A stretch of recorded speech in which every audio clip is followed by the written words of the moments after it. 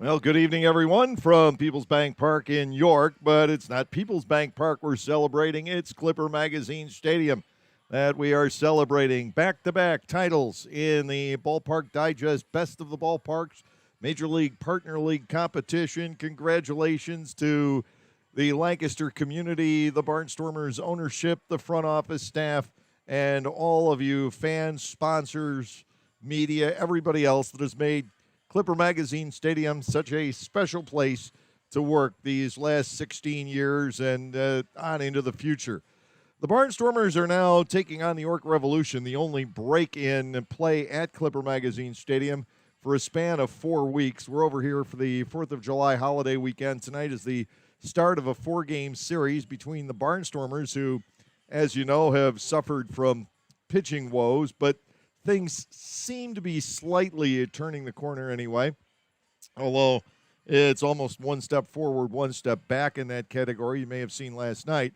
But the York Revolution have taken so many body blows to their lineup that they just don't have the same offense that they had the first few meetings of the season between these two ball clubs. They have lost the likes of Nelly Rodriguez and Carlos Franco to Mexico. Wellington Dotel and Melky Mesa are out with injuries. So it's not quite the same York lineup that was so formidable early in the season. That same club that came into Clipper Magazine Stadium and scored 39 runs in 3 games over opening weekend. The pitching matchup tonight is Augie Silk going for the Barnstormers, a left-hander who's 1-0 with a 7.59 ERA. He has seen York once, gave up 3 runs to them in 4 innings. The mound opponent is big right-hander Jake Welch, who is 1-2 with a 5.33 earned run average on the season. The Barnstormers got to him pretty badly for a 15-7 victory on our first visit to York this season. The Barnstormers with the left-hander Silk tonight, Welch the right-hander going for the York Revolution. Here is how the lineups are set for the Barnstormers. It is what has become, to some extent, the standard lineup for manager Ross Peoples. Caleb Gindel is leading off in right field. The second baseman, batting number 2, is Melvin Mercedes. Blake Galen is at first base, hitting third. Trayvon Robinson is the cleanup batter and left fielder. Alejandro De Aza is in center field. He is batting fifth. Kelly Dugan is the DH in the number 6 slot. Blake Allemond is at third base, batting seventh. The catcher is Anderson De La Rosa, batting eighth. And Cleo Luis Rondon is at shortstop. He is batting ninth. The left-hander Augie Silk on the hill for the Barnstormers this evening. For York, Darian Sanford will be leading off in center. Jan Sanchez, who's been a great pickup, is batting second, playing shortstop. The league's leading hitter and arguably MVP so far, Carlos Castro, is the catcher, batting third. James Harris is the cleanup batter and left fielder.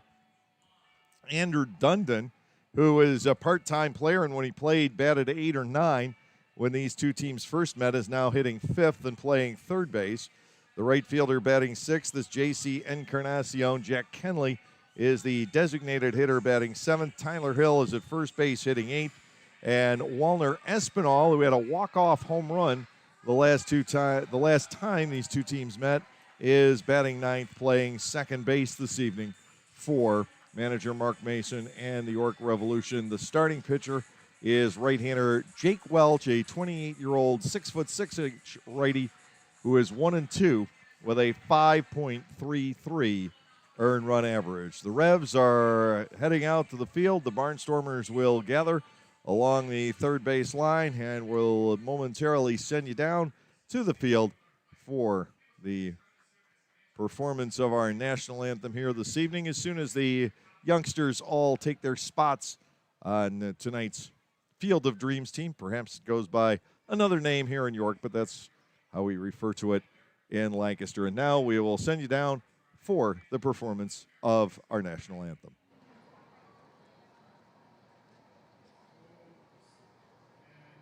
See by the dawn's early light, what so proudly we hailed at the twilight's last gleam, whose footsteps and bright stars through the perilous fight, o'er the ramparts we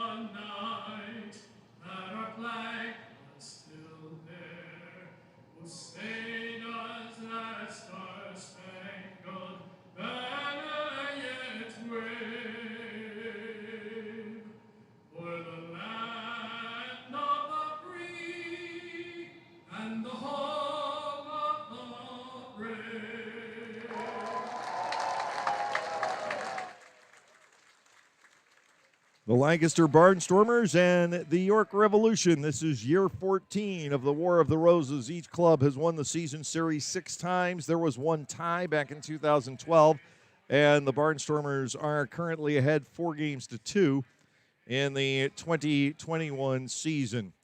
Right-hander Jake Welch on the hill tonight. He is 6'6", 250 pounds, 28 years of age, from Spencerport, New York, a suburb of Rochester. So far this year, he has made 5 starts. He's covered 25 1/3 innings. Welch has allowed 30 hits, 25 runs, 15 of those have been earned. He is 1-2 with a 5.33 earned run average. He has walked 15 and struck out only 8. Backing him up defensively, Andrew Dundon is the third baseman. Jan Sanchez, the shortstop. Second baseman is Walner Espinal. Tyler Hill will make the start at first. The outfield has James Harris in left, Darian Sanford in center, and J.C. Encarnacion is the right fielder. Carlos Castro is doing the catching tonight for the York Revolution. It is a sunny night. Temperatures are right around 80 degrees here in York.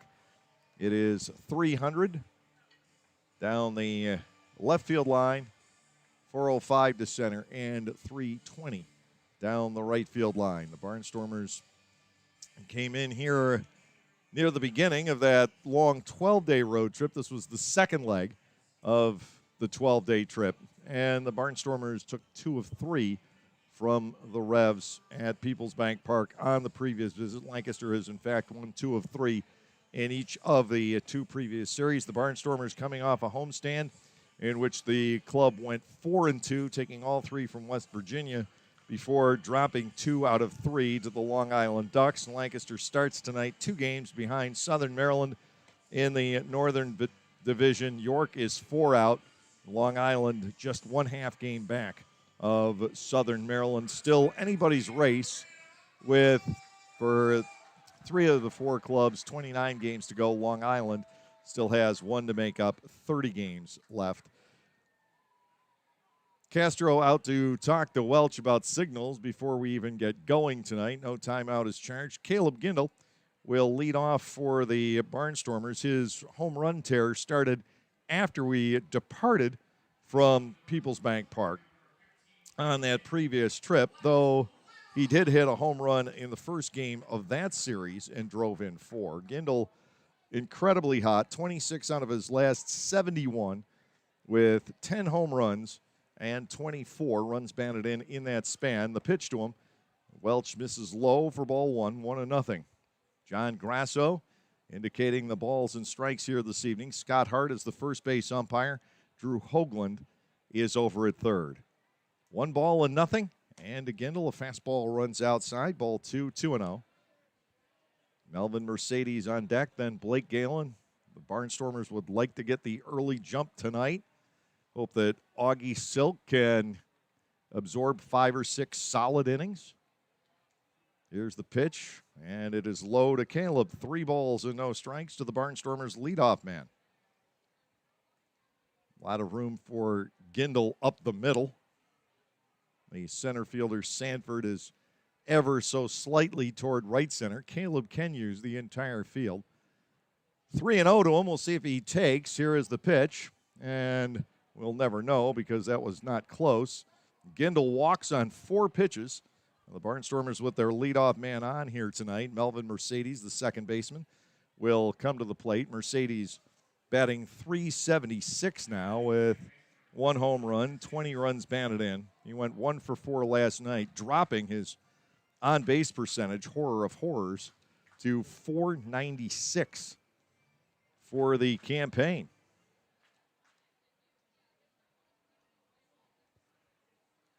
Gindel, the base runner at first, not the prototypical leadoff hitter. He doesn't steal many. He's got 1. To Mercedes, a strike on the inside corner. It's 0-1. The Barnstormers in the late innings last night ran into 3 outs on a slow track. 2 guys thrown out stealing. Mercedes cut down trying to score from third on what appeared to be a wild pitch, but boy, it took quite the ricochet off the backstop, coming right back to Hector Sanchez. Mercedes had nowhere to go. No balls and 1 strike. The count on Mercedes. Big hole open on the right side for him with the base runner aboard. Upstairs to Mercedes. 1-1. Blake Galen, the first baseman, waits on deck. Trayvon Robinson in the hole. The Barnstormers lead the league in drawing walks, which, when you consider the top 4 in this batting order, should come as no surprise.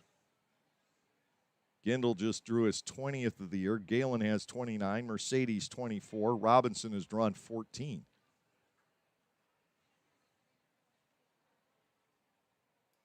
One and one to Mercedes. Welch comes to the set. The pitch is a little bit up and away. Jake Welch now has missed with 6 out of 7 at the outset of tonight's game. Lancaster won here 15-7 and 5-4 on the last visit, then lost 9-8 in extra innings in game 3. 2-1. Mercedes with a chopped foul past Troy Steffi in the coaching box. It's been a long week. He decided not to go after that. Let the younger guys down in the bullpen take care of it. 2-2. Mercedes with a cool .500 batting average in the 6 previous meetings against York. He's 12 for 24. 2-2 on the Lancaster second baseman. Welch toes the rubber, throws to first base. Gindel back in standing as the ball squirts free from the possession of Tyler Hill, but it did not roll far. 2-2. Mercedes, the switch-hitting infielder from the Bronx, awaiting the offering from the big right-hander from Western New York. 2-2. Mercedes goes for it and slices a foul well out of play down the left field line. Continuing count of 2 balls and 2 strikes just underway tonight from Peoples Bank Park. First of 4 on this holiday weekend. The way the schedule is set up, the teams that are on the road for one holiday weekend are on the road for all 3. These are the 4-game series. The only Mondays we'll play the entire year are 4th of July Monday, Labor Day Monday. Ground ball, second base, waiting back on it is Espinal. Out at shortstop, the throw back to first from Sanchez has no chance to double up Mercedes. Gindel is retired 4-6, and the Barnstormers now have Mercedes on with 1 out for Blake Galen. Blake is at .260. He has 5 homers for the season. He has knocked in 26. The fact that the Barnstormers have played 31 games and they have 5 guys with 20 or more runs batted in the top 6 in the lineup is amazing. And they've got Ladarius Clark on the bench with 19 and Blake Alleman with 18 in the 7th spot. Tremendous offensive production out of this ball club. To Galen, it is outside, ball 1. Mercedes with 8 stolen bases on the year. He has been thrown out once. Last night did not count as a caught stealing. To the inside corner on Galen. Welch draws even with him, 1-1. Trayvon Robinson waits on deck. It does not count as trying to steal when you have an open invitation to come in the front door, as a pitch to the backstop would be. It was an unfortunate break for Mercedes and the Barnstormers. The ball kicked right back out to Sanchez, who made the play himself. Outside for ball 2, 2-1 to Galen. It didn't even require a flip toss to the pitcher, which was Cervenka at the time. Sanchez turned around. The ball was right back to him. Mercedes had opted to make the break for the plate, and there was just nowhere to go. 2 balls and a strike. Mercedes will stick around, and the pitch is popped up foul out of play. Blake Galen now bats 2 balls and 2 strikes against Jake Welch.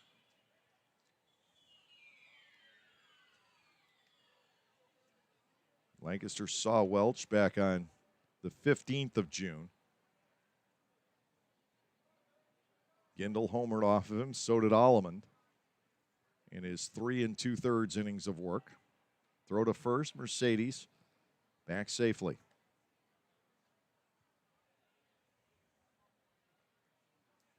One out in the inning. The Barnstormers with Mercedes on board.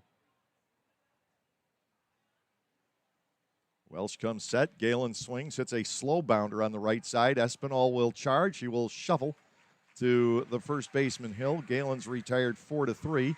Mercedes advances to second. Trayvon Robinson will dig into the batter's box. Robinson at 301. 5 home runs, 22 runs batted in. Trayvon had a terrific homestand. He did not play last night. In the previous 5 games, he was 10 for 22, scored 8 times, and drove in 10. He hit 3 home runs, also had a triple on the homestand. Runner in scoring position is Melvin Mercedes with 2 outs. Third baseman Dundon is even with the edge of the grass. Hill very deep over at first. The set, and to Robinson, it is outside. Ball 1 and no strikes. Alejandro De Asa waiting on deck. De Asa is also swinging the bat very well right now. This is a tough lineup to negotiate for opposing pitchers. 1-0 the count to Robinson. Mercedes dekes off second. He's going nowhere. Welch to the plate, and the pitch high. Robinson is batting 2-0.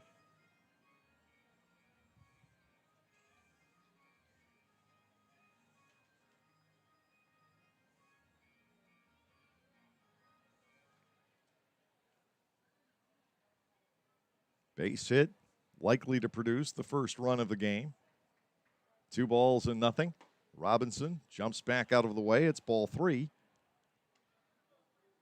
You could construe that they're pitching around Robinson, but to get to De Asa, that would be highly risky.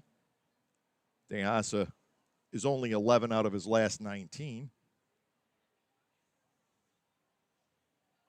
Both guys had tremendous homestands, 3-0. And Robinson was taking, looked at a strike on the inside corner. 3-1. Still the count very much in Trayvon's favor.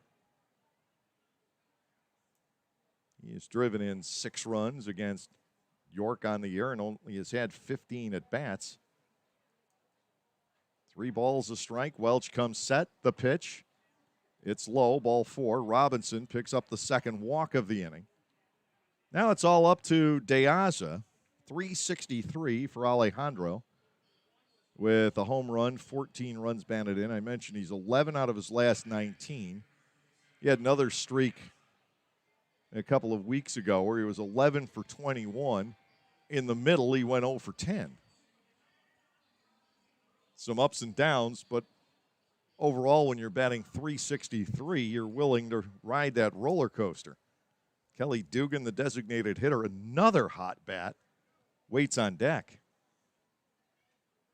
Mercedes and Robinson take their leads. The pitch to De Asa off the outside corner. Ball 1, no strikes. Mercedes and Galen both hitting ground balls to the right side in between the 2 bases on balls here in the top half of the first inning.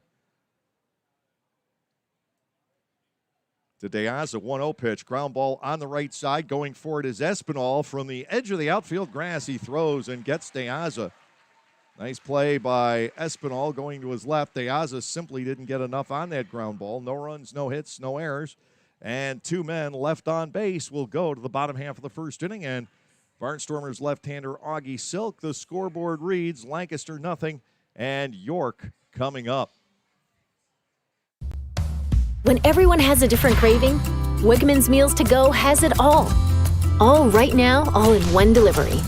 Pizza with the kids' favorite toppings, a delicious sub made the way you love, fresh sushi for the whole group, and so much more.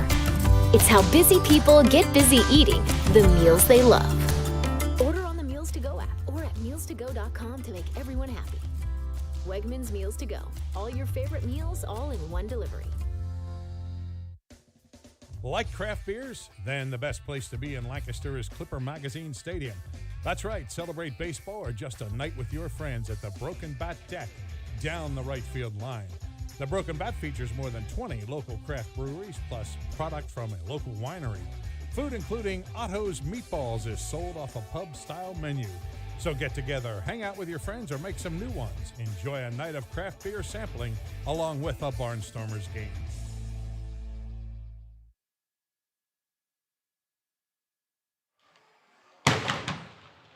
There you go. There's the cannon. That means the York Revolution are about to step in the bottom half of the first inning.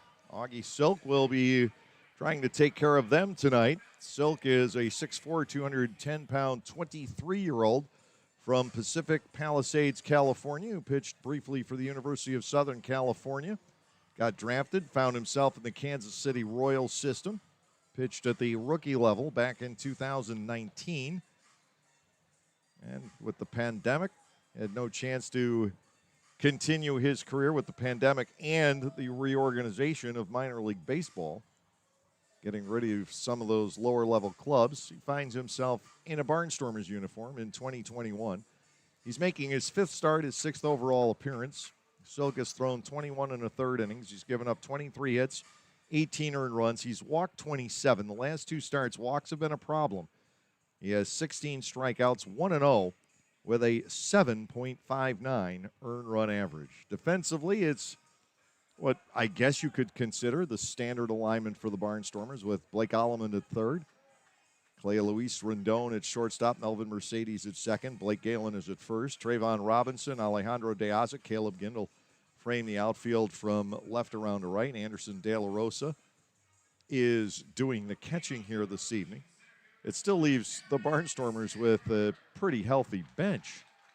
You got Devon Torrance, you've got Ladarius Clark, Anthony Peroni, and Nick Shumpert, all available for duty later on. Here's Darian Sanford taking a strike from Augie Silk. It is 0-1. Sanford is batting .200. He still has that one home run onto the picnic deck at Clipper Magazine Stadium. 4 runs batted in. The pitch, Sanford with a high fly ball, left field, easy play. Trayvon Robinson does not have to move. His feet could have been stuck in concrete out there, and he could have made that catch. 1 out, and Jan Sanchez, the shortstop, will come to the plate. Sanchez, .392, with 3 home runs, 15 runs batted in. The Barnstormers had fits with him. The last time these two teams got together, he was 8 for 14 in the series. They had fits also with the guy he replaced. If you remember Figuera, Edwin Figuera, in the first series at Clipper Magazine Stadium. A ball is inside. 1-0 on Sanchez. He was 8 for 14 in that last series. Carlos Castro, the league's top hitter, waits on deck. Silk into his motion.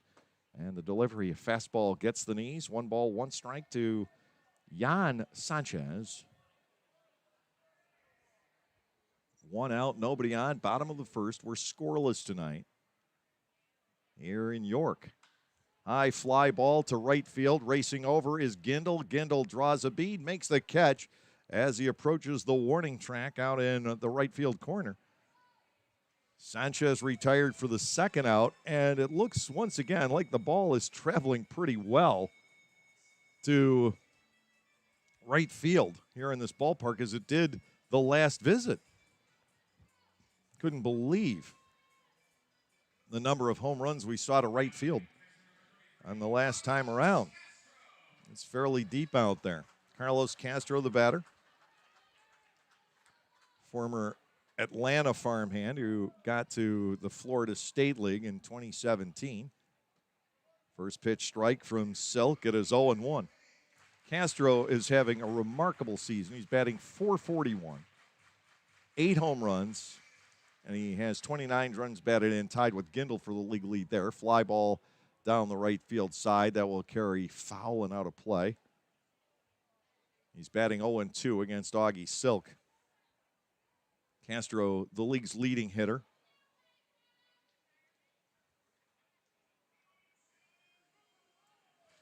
Batting with 2 outs, nobody aboard here in the bottom half of the first inning. Lancaster picked up a couple of walks in the top of the inning, could do nothing with them. Here's the 0-2. Castro with a ground ball toward the middle right there. The second baseman, Mercedes, an easy scoop and throw. Silk posts a 1-2-3 inning in the bottom half of the first. We're at the end of one with no score from York.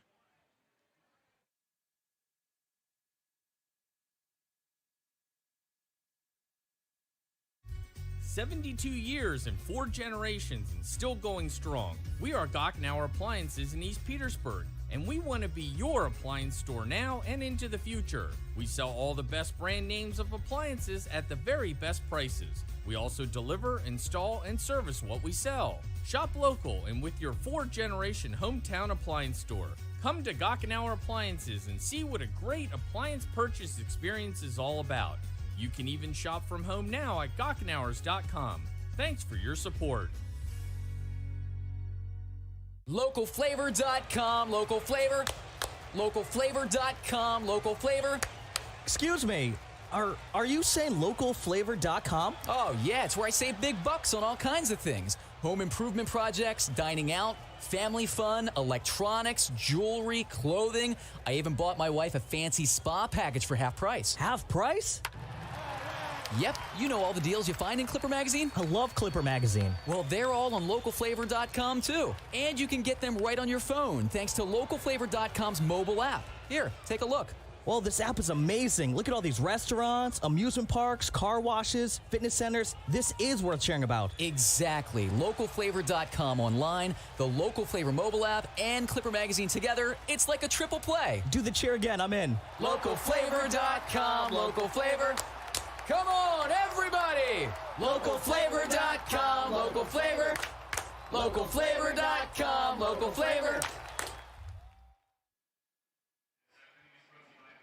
For the Barnstormers in the top of the second, it will be Kelly Dugan, Blake Allemond, and Anderson De La Rosa stepping in against right-hander Jake Welch. Welch picked up all 3 outs in the top of the first on ground balls to his second baseman, Walner Espinal. Interspersed among a couple bases on balls. So 0-0 at the end of one. Dugan will try and trigger something for the Barnstormers. Kelly with a 2-run double last night that gave Lancaster a 2-1 lead against Joe Iorio in the 4th inning. Iorio never gotten out in the 5th last night. Dugan stands in. The pitch by Welch is sent skyward to shallow left center field. They've got to wait for this one to come down. Sanchez, the shortstop, back to corral it.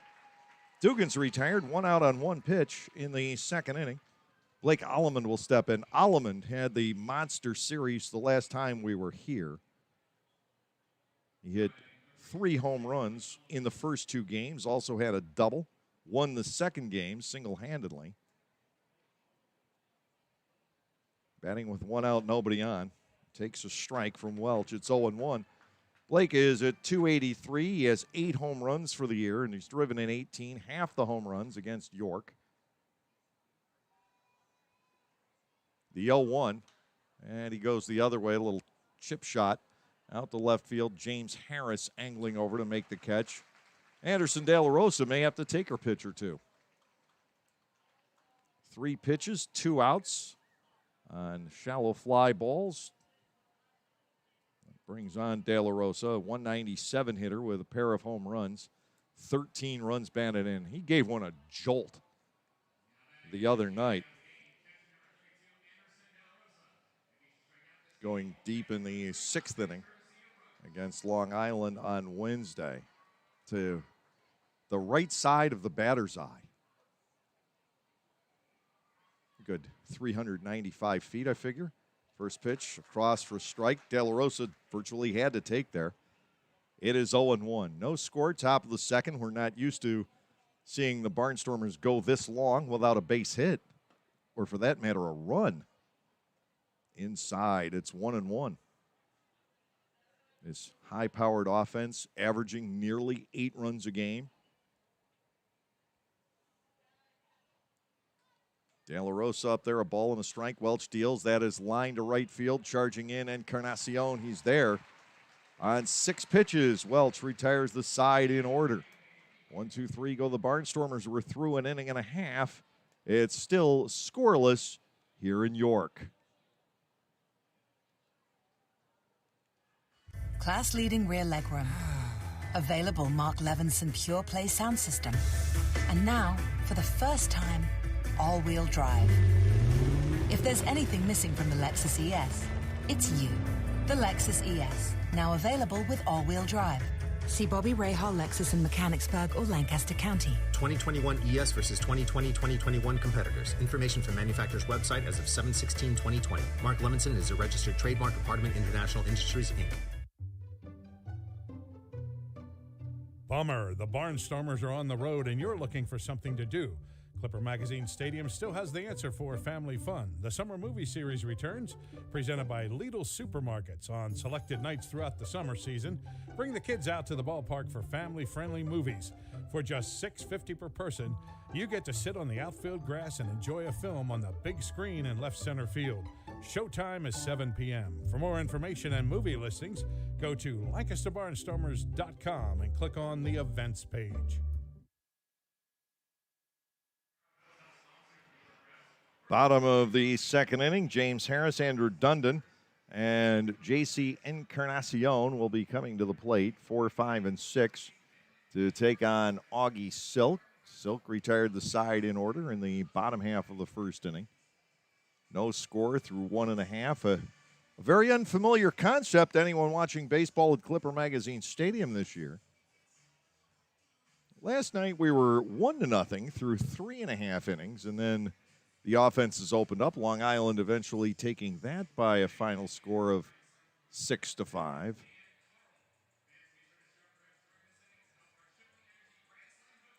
Silk, the southpaw, getting ready to work to the Revs. Augie's walked 17 batters the last 2 starts. No sign of it in the first inning tonight. He picked up his first Atlantic League win on Sunday, defeating West Virginia 17-9. He still walked 7 in 5 innings. He was able to check the power to just 5 runs, though, not allowing an extra base hit his entire time in the game. James Harris will lead off against him here. First time that the Barnstormers have seen Harris. He's batting .161. He's got 5 hits, 31 at-bats, 3 of them doubles. He's driven in 3. Silk is inside to him. Ball 1, no strikes. Dundon and then Encarnacion, largely a right-handed hitting lineup for manager Mark Mason, as you would expect in this stadium. Foul ball back, it's 1-1. Kenley, the designated hitter batting 7th, is the exception to that.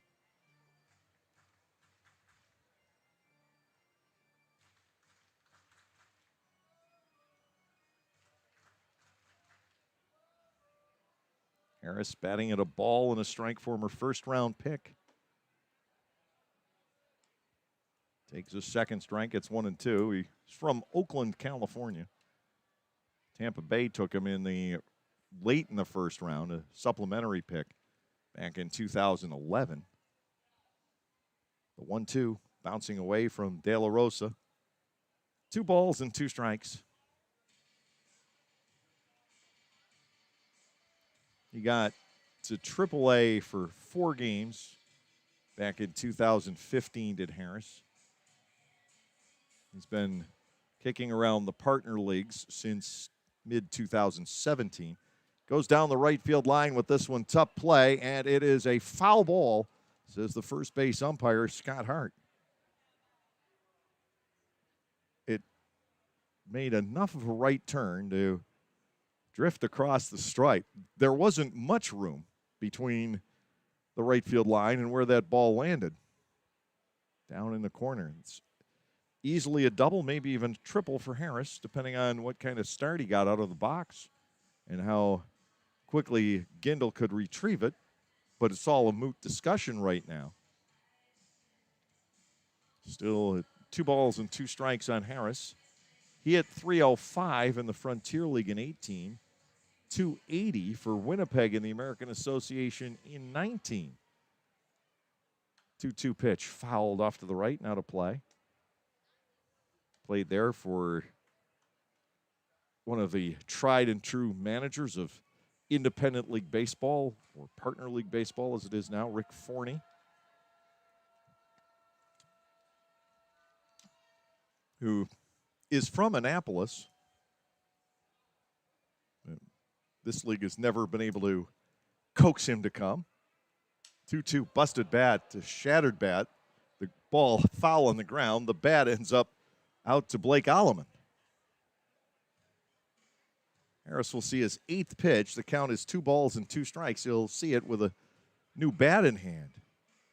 Silk sawed him off right there. Dagger went whirling through the infield, but fell harmlessly well in front of the Lancaster third baseman.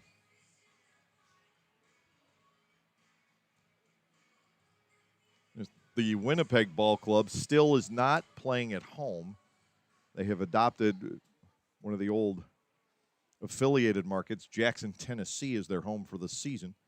2-2 pitch, high drive, center field. This can go a ways. DeAsa is back now, circling around to come in behind it. He makes the catch. Deep fly ball out for Harris, but to a fat part of the park. DeAsa started to head back, and then the ball held up. 1 out here in the second inning. Andrew Dundon, the third baseman, will come to the plate. 204 with 1 home run. That has been against the Barnstormers. And 11 runs driven in. The Barnstormers will play the bulk of their games against Northern Division foes in the second half of the season. You're going to see mostly Long Island, York, and Southern Maryland. High for a ball, 1-0. We've made our only trip to Gastonia. We will have made both trips to Lexington in the first half. Strike taken. Dundon up there at 1 ball and 1 strike. No score here. Bottom half of the second inning. Silk delivers. Dundon gets jammed. Pops it up foul. Sprinting after it is Galen, but he never had a chance at that. Ball 1 and 2 strikes. But the schedule gets a little bit crazy for the Barnstormers. We've got, in this upcoming homestand, we finish it off with High Point. Only 4 weeks or so to go in the first half. Fastball high, 2-2. But I know we play Southern Maryland 18 times in the second half, Long Island 19 times. And we'll see these guys quite a bit too. 2-2. That is inside. 3 balls and 2 strikes. But I think it's only 12 against York.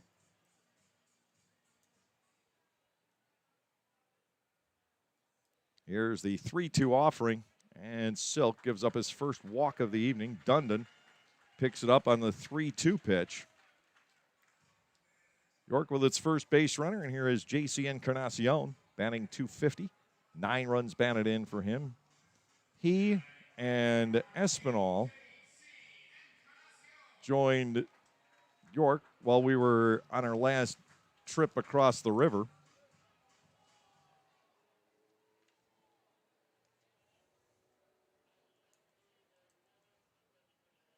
About 2.5 weeks or so ago. Swing and a miss. Silk tailed that away from Encarnacion, and he chased it out of the zone. No balls, 1 strike. And the right-handed hitting Encarnacion. 1 out, 1 on. Bottom half of the second inning.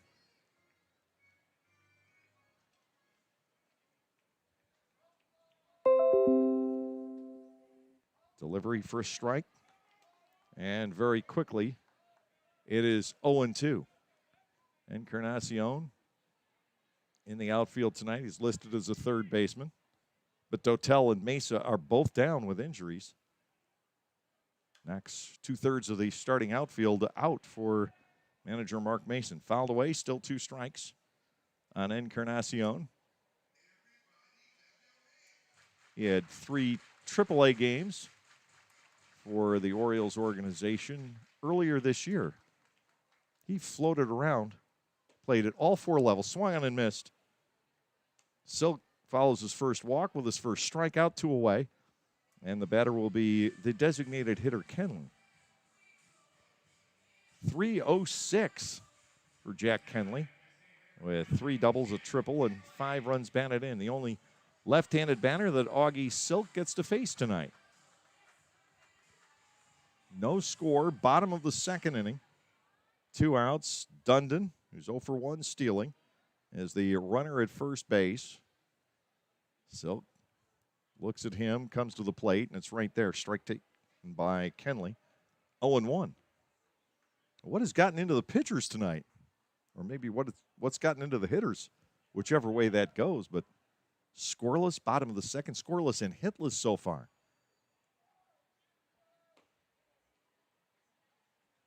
Missing, I guess, just Lowe.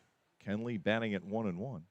Talking about Encarnacion, he played 11 games in the Orioles system, split among all 4 levels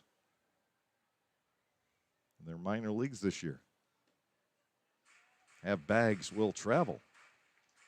Low and outside. Kenley with the advantage, 2 balls and a strike. 3 games at Norfolk, 2 at Bowie, 2 at Aberdeen, 4 at Delmarva. Kenley awaits the 2-1. Silk is off the beam with that. 3 balls and a strike. Tyler Hill, the first baseman, waiting on deck. The only left-handed batter Silk is facing. And he's been keeping the ball away from the lefty. He does again. It's ball 4. First and second for Tyler Hill. Silk in some trouble with the base on balls here in the second inning. Hill is batting .209. He has 4 runs knocked in. Legitimately, he is the backup catcher to Castro. And he will catch, and Castro will move to first base in all likelihood at some point in this series. Dundon at second, Kenley the runner at first, 2 men out. Augie Silk, the left-hander, glances around, comes to the plate. He's inside and low to Hill. Ball 1 and no strikes. Silk commanded the zone for 5 of the first 6 batters tonight anyway, and now he can't seem to locate it. 1-0 the count to Hill. Augie comes back, nails the outside corner. We get to 1 ball and 1 strike on the right-handed batting first baseman, 2 for 15 against the Barnstormers earlier in the season. 2 outs, 2 on. Silk deals to Hill. It is low. And a 2-ball, 1-strike count. Just 8 pitches in the first inning for Augie, 27 here in the bottom of the second. And it all started with that lengthy battle against James Harris, which he finally won, did Silk, on the long flyout to Hill, a check swing. He did not go. And it's 3 balls and a strike to the number 8 hitter. Walner Espinal beat the Barnstormers and Jordan McCrum in the finale of the series the last time we were here. Waits on deck. 3-1. Silk to Hill. It's ball 4. And Augie suddenly has gotten all out of sorts. Getting in one of those ruts where he started to aim the ball. Ross Peoples is coming out to settle him down. If memory serves me correctly, there was a close 0-1 pitch on one of these walks. And it's getting in these pitchers' heads. At least that's the scuttlebutt. Nobody will admit it that it's happened to him, but the guys will say it's happened to that guy or it's happened to this guy. It's gotten in his head, the strike zone. But I think it's a reality for many, not necessarily all. It doesn't affect Darryl Thompson. strike throwing machine. But it's affected a lot of these pitchers. Now, Silk suddenly is working with the bases loaded against Walner Espinal, a 204 hitter with 2 home runs, but one of them beat the Barnstormers. 5 runs batted in. The guy's got good power, 6 extra base hits among his scattering of hits. Silk to the plate, and a strike is delivered on the 30th pitch of this half inning. Espinal has only 10 hits total, and 6 have gone for extra bases. Silk's ahead 0-1 with the bases loaded on walks. The pitch too close. Ball 1, strike 1. Espinal looking to pick up the first hit of this ball game and would score at least 1 and probably 2. Dundon at third, Kenley at second, Hill the runner at first. 1 ball and 1 strike to Walner Espinal. Silk is inside and low, pounced on by De La Rosa. And a 2-1 count. This is where this season has become so difficult for the pitchers and to some extent the fans. 2-1, high. Silk is on the verge of walking in a run and giving York the lead here in the bottom half of the second inning. He had no trouble at all in the first, none whatsoever. 3-1 pitch, ball 4 is high, and it forces in a run. Augie Silk has walked 4 men here in the second inning, 3 of them with 2 outs, 3 in a row. And Darian Sanford comes to the plate. Sanford fly to left, starting things off tonight for York. So the Revs are up 1-0 without taking the bats off the shoulder.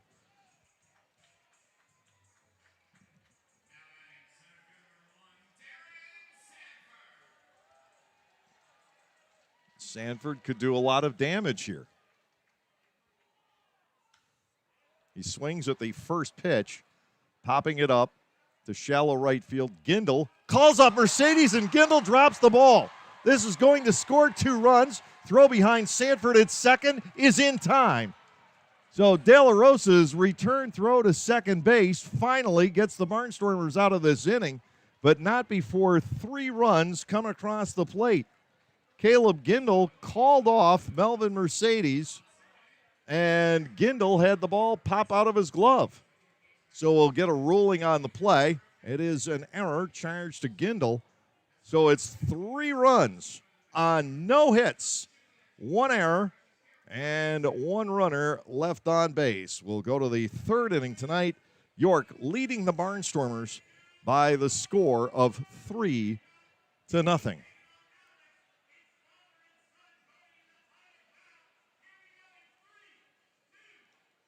Hey, $2 bill here, a.k.a. the rare one.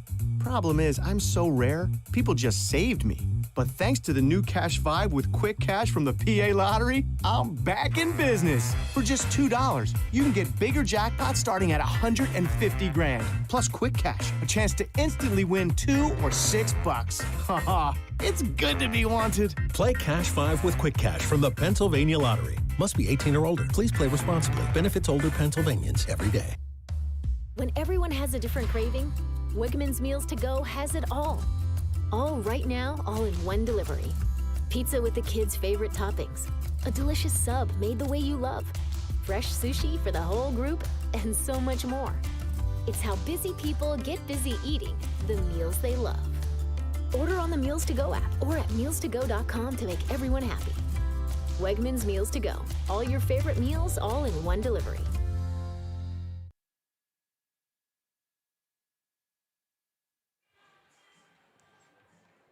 Well, the good news is that Augie Silk still has a no-hitter in progress. 3 runs without a base hit in the bottom of the second, 4 walks, and then a disaster with the bases loaded on walks, 2 outs. Darian Sanford went after the first pitch he saw, which in itself is not a good idea when the opposing pitcher is extraordinarily wild. and he hit a pop-up that looked like it belonged to Melvin Mercedes. Gindel called him off. Now, ordinarily, the rule is that if an outfielder can get to a ball without any kind of extreme effort, the outfielder should call off the infielder. But Gindel was still on the dead run there. Mercedes appeared to be camped underneath. And in any event, a huge mistake for the Barnstormers. Meanwhile, we've got Mark Mason out, talking to home plate umpire John Grasso, and looking down toward right field for York, the bullpen, J.C. Encarnacion wanders over. It's out of my view. I'm not sure exactly what's transpiring down there.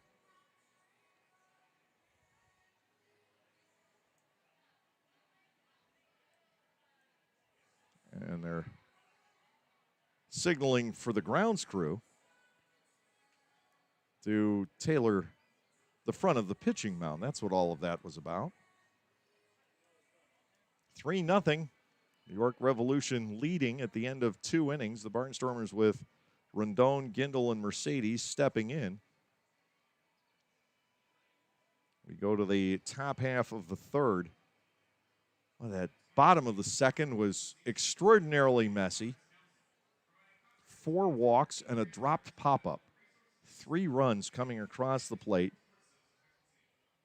The second 2, the latter 2, are unearned because of the error. The Barnstormers need to make up 3 runs, which ordinarily is no issue for this ball club. Tonight, the bats, for the first couple of innings anyway, have been in a dead stall.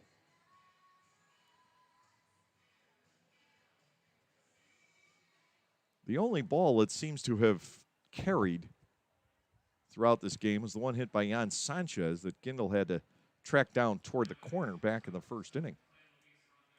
Here's Rondon. Cleo Luis was 0 for 2 with a walk last night, so he lost his 9-game hitting streak.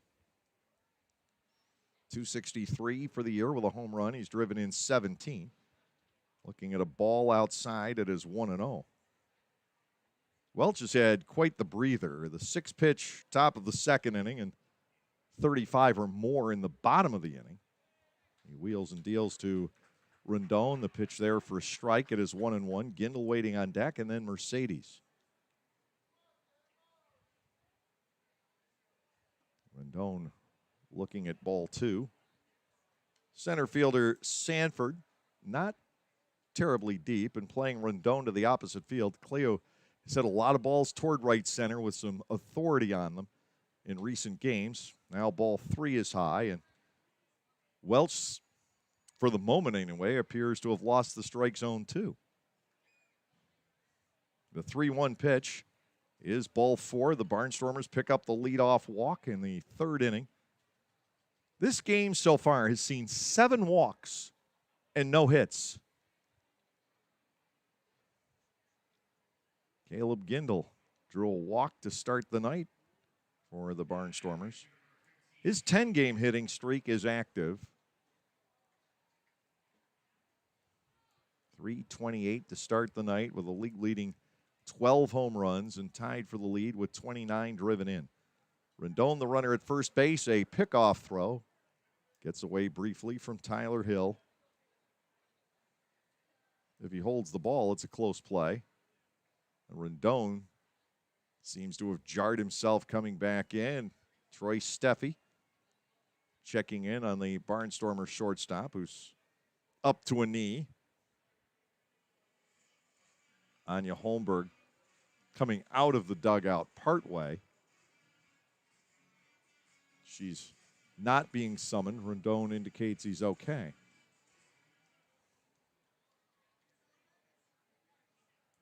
Three to nothing in favor of York with Rondon aboard, nobody out.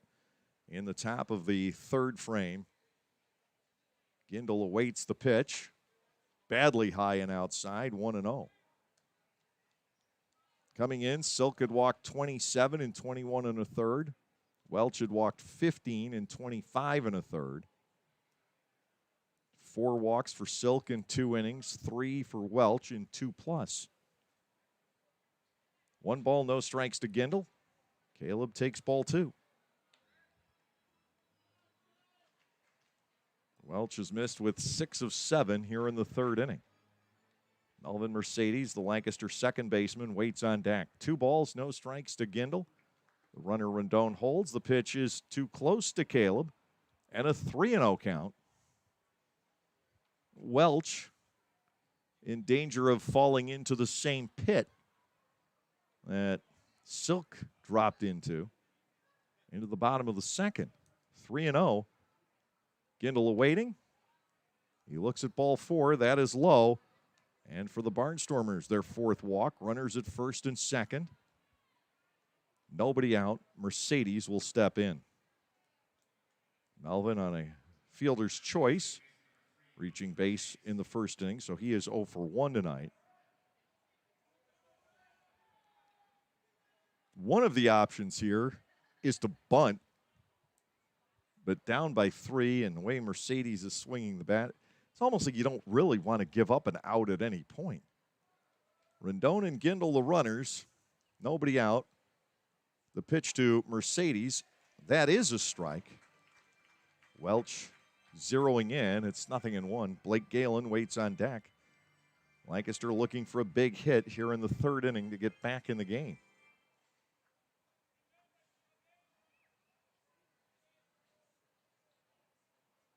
The set, the 0-1. Mercedes with the ground ball slowly hit the 2nd. There's only going to be a play at 1st. Espinal with another assist. That is his 4th of the ball game. Lancaster moves runners to 2nd and 3rd for Galen, who also grounded out 4-3 his first time up.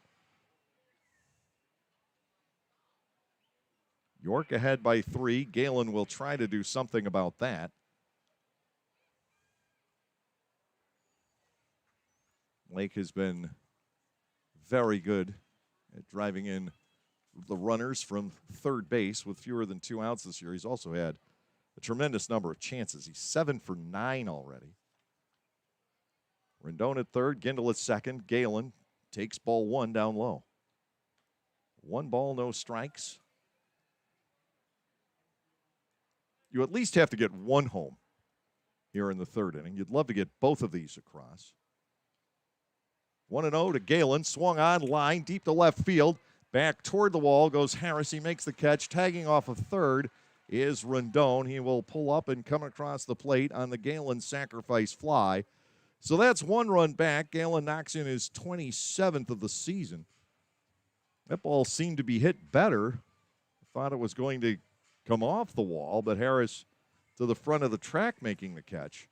Trayvon Robinson will now try for this game's first hit. It's 3-1 in the top of the 3rd, and both starters have no hitters. Such is life in the 2021 Atlantic League. Gindel still at 2nd base with 2 outs as Robinson stands in. Pitch to Trayvon, taken for a strike. It's 0-1.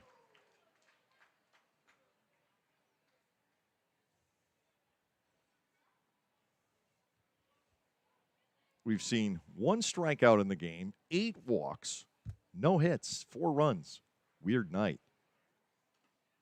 Foul tip. Robinson is trailing at 0-2 with De Aza in the on-deck circle. Trayvon with a walk so far in the game. York 3, Lancaster 1, top of the 3rd inning. Balls are not coming off the bats tonight with any authority.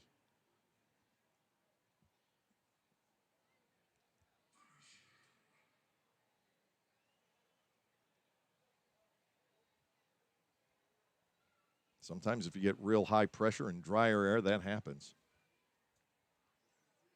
0-2 gets away from the catcher Castro, moving Gindel to 3rd on the wild pitch. Ball 1, 2 strikes to Robinson. And Caleb Gindel 90 feet away with another run. So add wild pitch to the category of things we have seen tonight.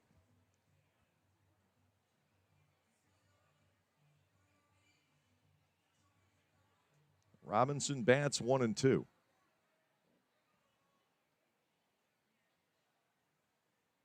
Defense, of course, back with 2 outs. The pitch to Trayvon. Ball 2 is inside. 2 and 2. Now we need a pass ball or a balk or something to get it to 3-2 without the first hit of the game. 2 balls, 2 strikes on Robinson. Caleb Gindel up the line from third. Target set by Castro. Here is the pitch. Ball 3. That rolls away, but Gindel decides not to try it. Castro getting after it in a hurry. Barnstormers may be a little gun shy after last night.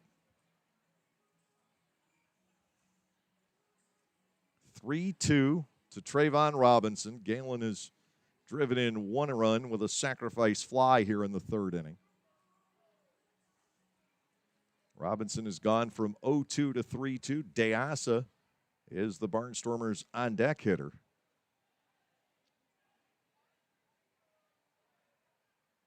Jake Welch ready to go out of the line. 3-2 pitch, line drive, and that one chews up the second baseman Espinal rolling away. He got it on a short hop and couldn't control it. The Barnstormers get the second run across. We'll see how that's ruled. That is a base hit for Trayvon Robinson. And we have our first hit of the ball game. Robinson whacking the one hopper that Espinal could not field. Trayvon with his 23rd run batted into the season. Now, here is Alejandro Deasa. He grounded out back in the first inning.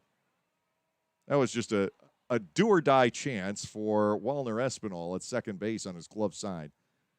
The ball was hit pretty hard, short-hopped them, and was slicing when it hit. Outside for a ball to Deasa. It is 1-0.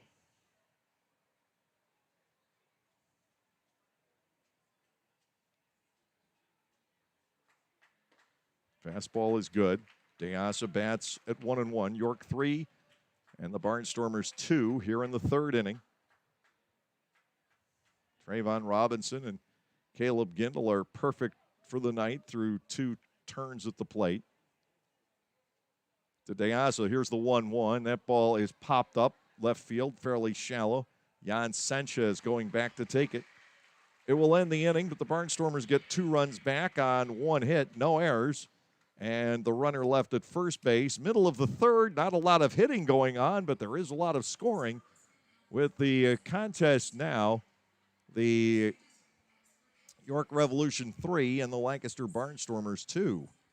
The Lexus NX is crafted to take on the modern adventure called life. Alexa, what's the quickest route home? With Amazon Alexa compatibility and the advanced Lexus safety system, the Lexus NX is modern utility for the modern world. Because modern obstacles require modern solutions. See Bobby Rahal Lexus in Mechanicsburg or Lancaster County. Amazon Alexa and all related logos are trademarks of Amazon.com Inc. or its affiliates. Not all Amazon Alexa functionality is available for in-vehicle use. You can enjoy a night at the ballpark and help out the United Way of Lancaster County. All you have to do is spend 3 hours as an usher during a Barnstormers home game, and the ball club will donate $20 in your name to the United Way program of your choice. Be a friendly face, have fun, and raise money for your favorite local charity. To sign up, go to the LancasterBarnstormers.com website and head to the community link, and we'll see you at the ballpark.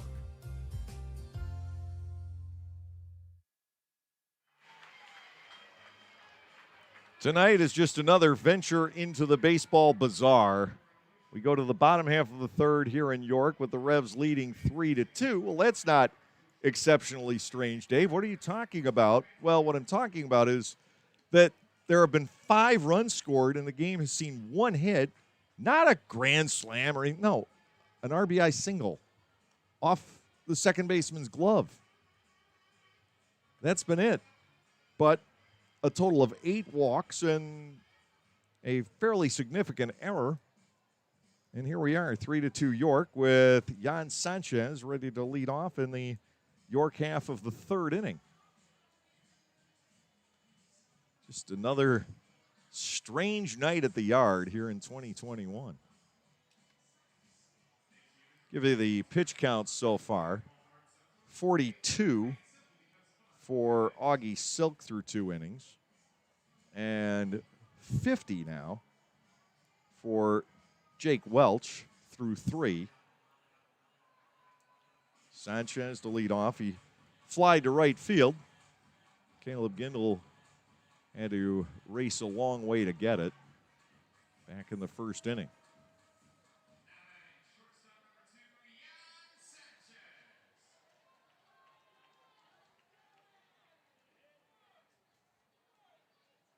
Sanchez digging in against Augie Silk. And Augie is upstairs for a ball, 1-0. Silk got a little bit more of a breather in the top of the third than he had the previous time he had taken a seat on the bench. He delivers a strike. Sanchez at 1 ball and 1 strike. And Sanchez started playing professionally back in 2014. Takes an offering low, 2-1 the count. Signed with the Diamondbacks that year. Spent a couple of summers in the Dominican League. Came to this country initially in Missoula, Montana. 3-1. Now, you want to talk about culture shock and just weather shock. You've grown up, you've spent your entire life in the Caribbean, in the Dominican Republic. 3-1 is hammered to right field. Gindel will go back on this one, look up and hope, but the walls will not contain it. Sanchez with a home run is 4th, and it's 4-2 in favor of the York Revolution. There's the first hit off of Silk, and Sanchez will circle the bases.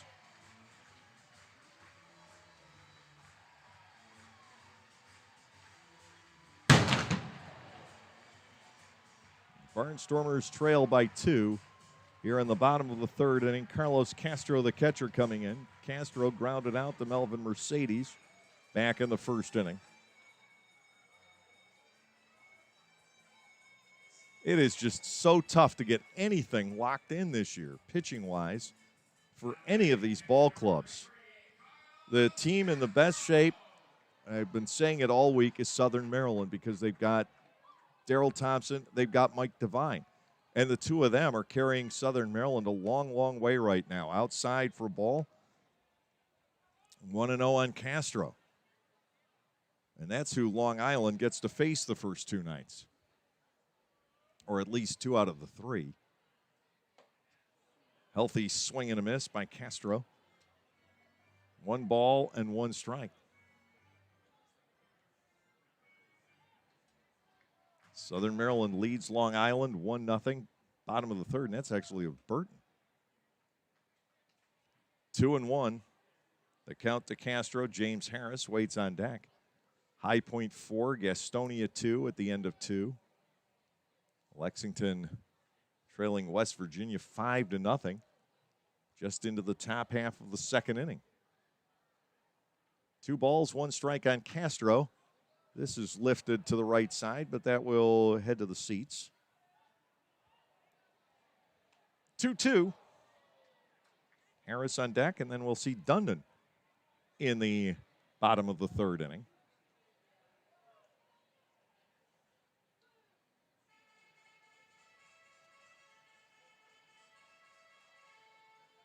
Two nights ago, I know the average game time in the Atlantic League was about 3:37. Are we seeing more runs? Yes. Are they meeting the objective of having more action in a similar time frame? No. And that's what they need to work on. 3-2. So much of the offense is walk-related. Full count due to Carlos Castro, the catcher, the league's leading hitter at the start of the night. Payoff pitch is due from Silk, and this is hit high to shallow right center field. Gindel will concede it to De Asa. Alejandro at the catch, 1 out. James Harris will step in. Harris started off the second inning with an 8-pitch at bat that was the beginning of what turned into a rough frame for Augie Silk. He didn't get knocked around. 4 walks, creating an issue.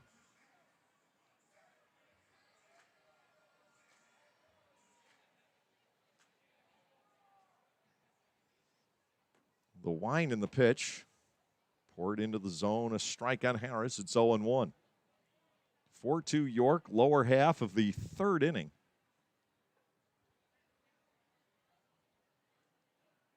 And once again, we're over an hour for the first 3 innings.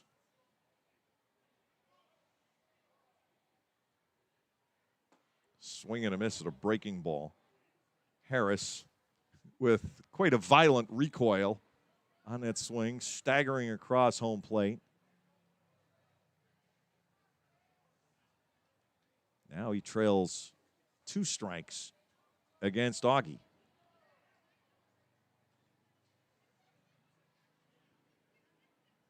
The 0-2 is ready. It's low, and ball 1. I believe I've worked with only one other player named Augie in all my years in this business. That was the great little infielder, Augie Ojeda, who spent some time as a utility player in the major leagues. Called strike 3. That's out number 2. And strikeout number 2 for Silk tonight. And he, as well, was from Southern California. Ojeda was a lot of fun. He was my shortstop in Bowie at one point in the late 90s. Just all of about 5'5", but a terrific player. Here's Andrew Dundon. He walked back in the second inning. Takes a strike now from Augie Silk. Silk allowing the home run to Jan Sanchez starting off the inning. The Barnstormers haven't figured that guy out at all. Second strike on a fastball from Silk. He's gotten back into a rhythm. Now trails 0-2, or does Dundon. Breaking ball, just missing high. Ball 1, 2 strikes. 60 pitches, though, for Silk. Ross will try and get 100 to 110 out of him tonight anyway. 1-2. Got him. A swing and a miss. Dundon strikes out swinging. A leadoff home run by Sanchez puts York on the board once again, though. 1 run, 1 hit, no errors, nobody left on. We're through 3 tonight here at Peoples Bank Park. The score is York 4 and the Barnstormers 2.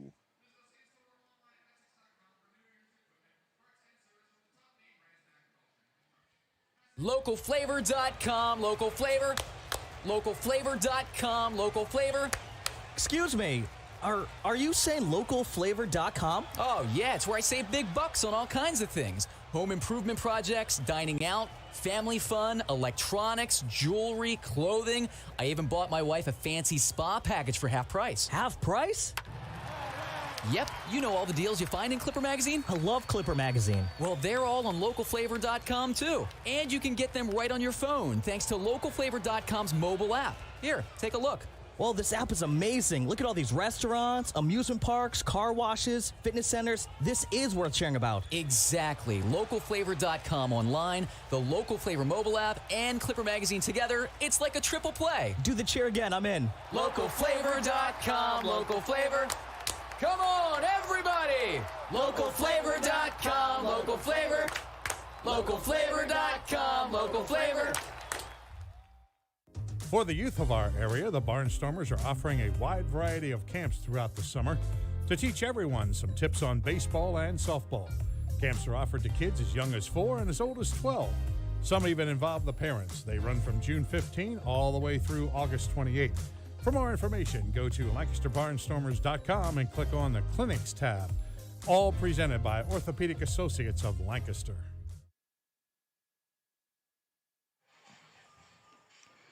4 runs, 1 hit, no errors, and 1 man left on base for York. The Barnstormers 2 runs on 1 hit with an error, and Lancaster has stranded 3. Dugan, Allemund, and De La Rosa to face Jake Welch as we go to the top of the 4th inning here. 4-2 in favor of the York Revolution. The only guy to have the ball jump off his bat with any authority tonight has been Jan Sanchez. He hit the home run for the 4th York run in the bottom of the 3rd inning, a deep fly out the first time up. Nobody else has gotten the ball to jump. Strike 1 on Dugan. Kelly popped out to shortstop the first trip. Now he swings, goes the other way with a deep drive to left that's going to hit off the wall in fair territory. Dugan only getting to first with a single. For a second, I thought that ball was going to go foul again, out of my range as it is, out of camera range.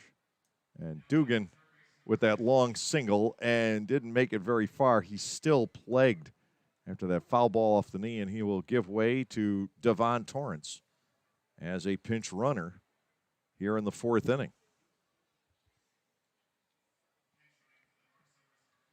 Dugan is swinging the bat like crazy, but it's tough for him to run.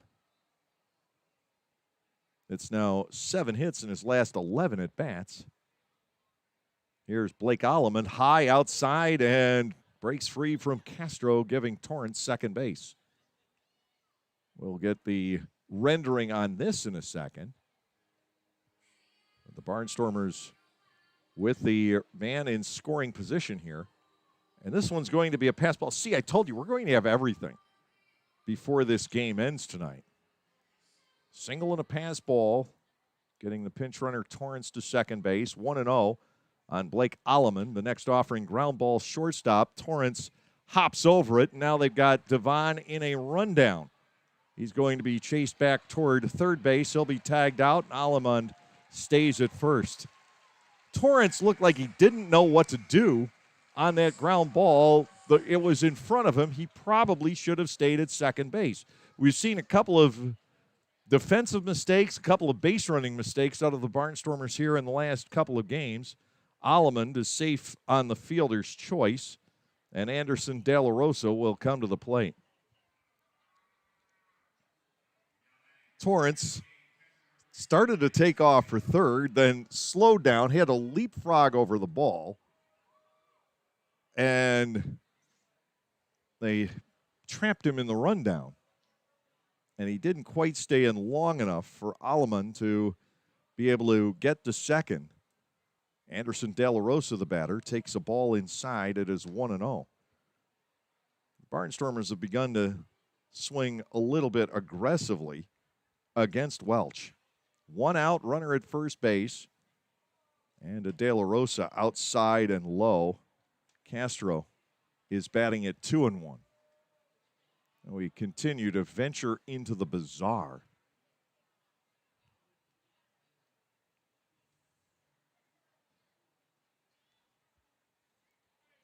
De La Rosa almost hit. And he's got the edge at 3-0.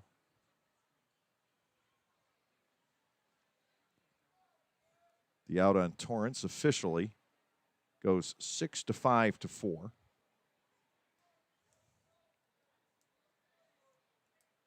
3-0. De La Rosa probably taking. The runner goes. The pitch is low for ball 4. The throw goes through, and Allemund had slowed up, gets tagged, but it means nothing because De La Rosa had drawn the walk.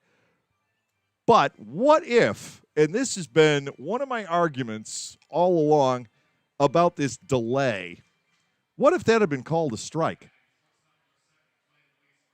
And Allemund had slowed up and gets tagged down. What if?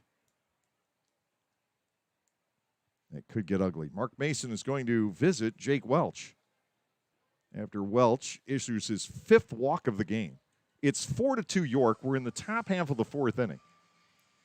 And Cleo Luis Rendon drew a walk his first time up, is the scheduled batter.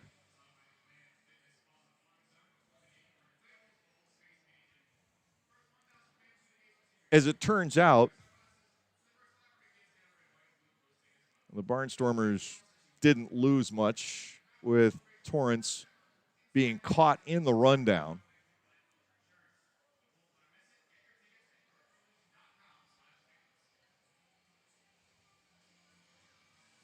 Little bit of speed. Torrance faster than Alleman.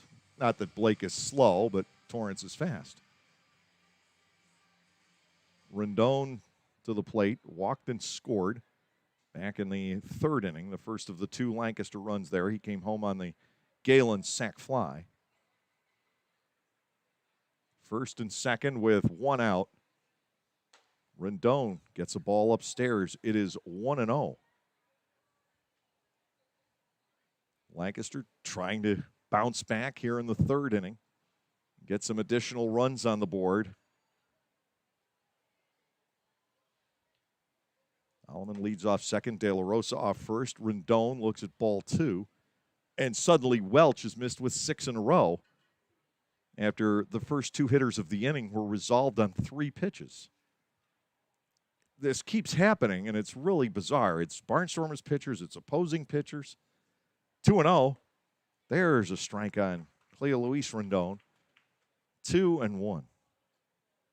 Rendon really has a pretty swing from the left side of the plate. 2 on with 1 out. Welch comes set. Rendon pulls the elbows up and gets ball 3. He can afford to be very selective here. Caleb Gindel waits on deck. Gindel has already walked twice tonight. Welch has put 5 on, Silk 4. Here's the 3-1. Rendon lets it go, and strike 2 is registered. Payoff pitch coming. Do the Barnstormers take the risk and start the runners? The way things have been going on the bases the last 2 nights, they keep rolling snake eyes. But Welch hasn't struck out anybody, and he generally doesn't strike out too many batters to begin with, so I'd be inclined to put Alleman and De La Rosa in motion. They're going to stay put. Didn't matter. Ball 4 is inside and low. Well, that's a 6-pack of bases on balls. And with the sacks full, here is Gindel. He has walked twice and scored once. Now a chance to reclaim the league RBI lead by himself. He shares it with Castro, who's 0 for 2 tonight. Alleman at third, De La Rosa at second, Rendon the runner at first base. And to Gindel, he pops it up, coming back my way. 0-1 to the Barnstormers right fielder. Melvin Mercedes waits on deck. Lancaster could use a base hit. Trailing by 2 in this top half of the 4th inning. 0-1. High outside. That gets to the backstop, and here comes Alleman with the third Barnstormers run. Everybody else moves up 1. A wild pitch. Charge to Jake Welch. Caleb Gindel batting at 1 ball and 1 strike with runners now at second and third.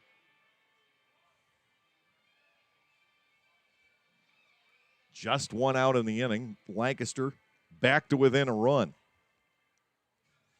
Second wild pitch for Welch. York will keep the defense back, figuring this may be another game where both sides reach double figures. By the end, it bounces away from Castro, but holding on is De La Rosa over at third. And probably a wise move on Anderson's part or Ross's part, or agreement on both halves.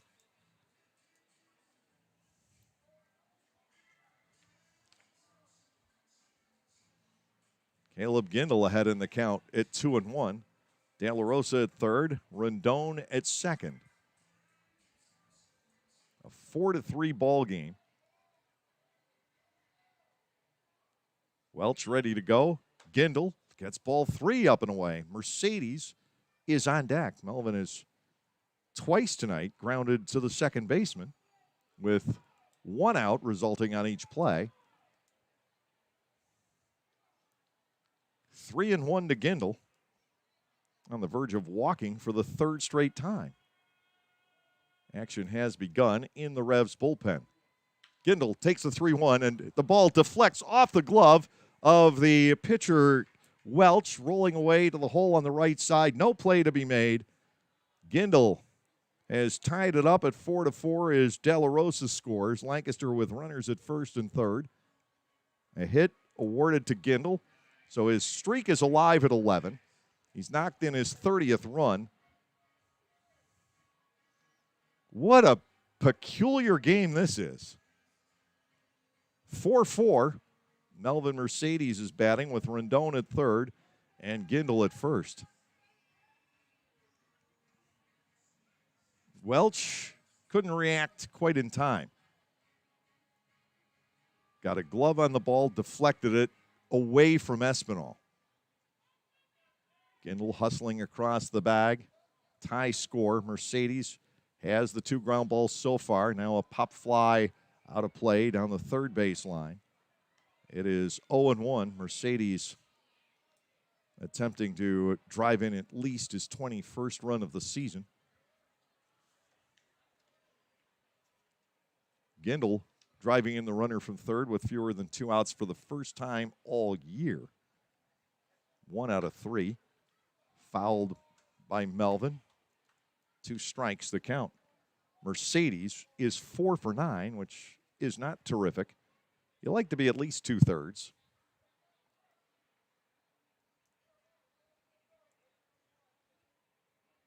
No balls, 2 strikes. The count on Mercedes. Rendon is over at third base. Gindel is on at first. 0-2 and Root. Look out, and that one's saved by Castro. Melvin managed to get his feet out of the way in a hurry, nearly falling forward.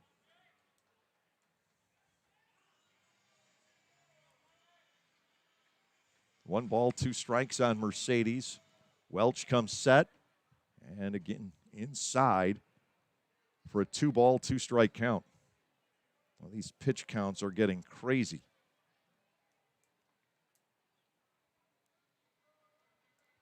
I doubt we have seen 50% strikes tonight. Ball 3 to Melvin.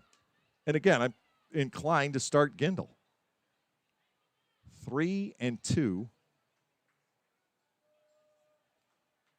to Melvin Mercedes. He's got pretty good bat control. Gindel sticks around. The pitch is ball 4 off the outside corner. There is walk number 7. Given up by Jake Welch. Blake Galen will bat with the bases loaded. He's 0 for 3 with the sacks full on the season. Rendon stays at third. Gindel is at second. Mercedes the runner at first base.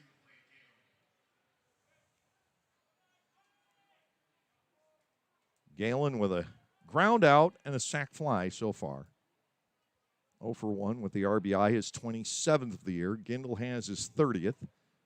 They're the top 2 on the Barnstormers ball club. Bases loaded, 1 out. Welch will back off momentarily.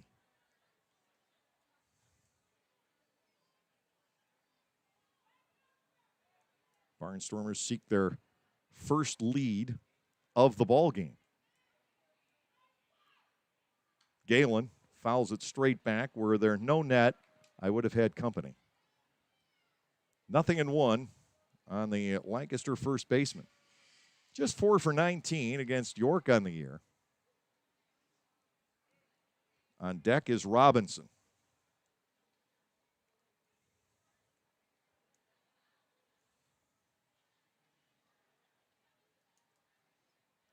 No balls and a strike to Galen. Barnstormers lead from everywhere. Off the outside corner. 1 ball, 1 strike. Welch is in trouble throwing strikes to begin with, and he's facing the guy probably with the best eye in the Atlantic League. 1-1. Ball 2. Castro's getting a workout back there.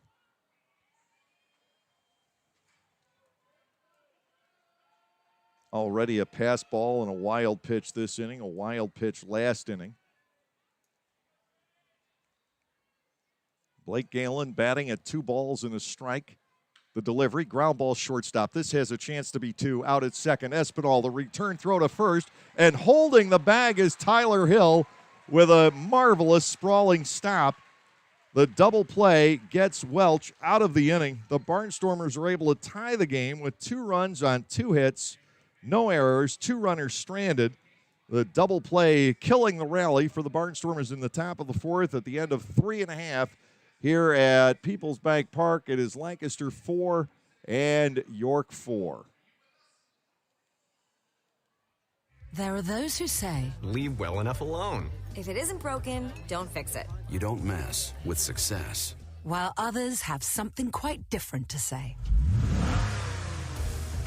The Lexus RX, with enhanced dynamic handling and available 12.3-inch touchscreen. It's the best-selling luxury crossover of all time. Reinvented. See Bobby Rahal Lexus in Mechanicsburg or Lancaster County. At Clipper Magazine Stadium, we have hot dogs and popcorn, peanuts, soda, and nachos. But what if, say, you are only 3 months old and mom wants to have a night out and watch the Barnstormers? Well, thanks to May Grant Obstetrics and Gynecology, the littlest of Stormer fans now have a place to go for dinner during the game.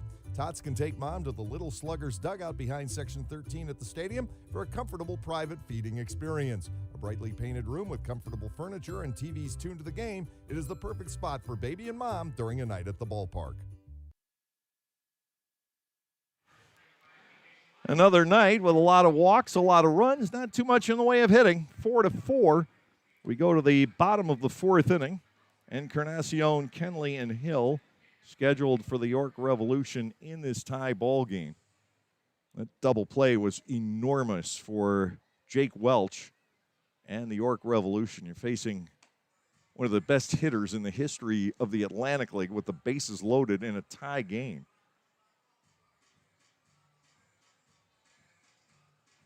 And got him to ground into the good old 6-4-3.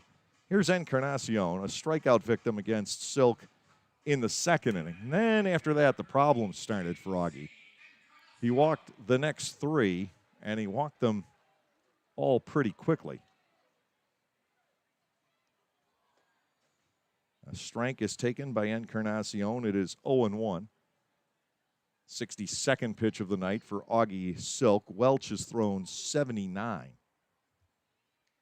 To the plate, high. And Encarnacion bats at a ball and a strike. Only 2 of the 4 runs against Silk have been earned because of the dropped pop fly with the bases loaded. Fouled away. Silk is ahead at 1-2. Silk had a bad stretch of 5 batters. Otherwise, he has been pretty strong. For Welch, the wildness has been interspersed throughout the night, except for the 2nd inning, he got the side in order. But he walked 2 in the 1st, 2 in the 3rd, and 3 in the 4th. Here's a 1-2. That bends low. And J.C. Encarnacion bats at 2 balls and 2 strikes against the Barnstormers lefty.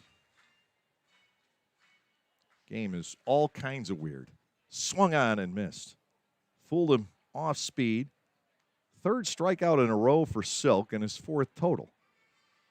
Now Jack Kenley comes to the plate.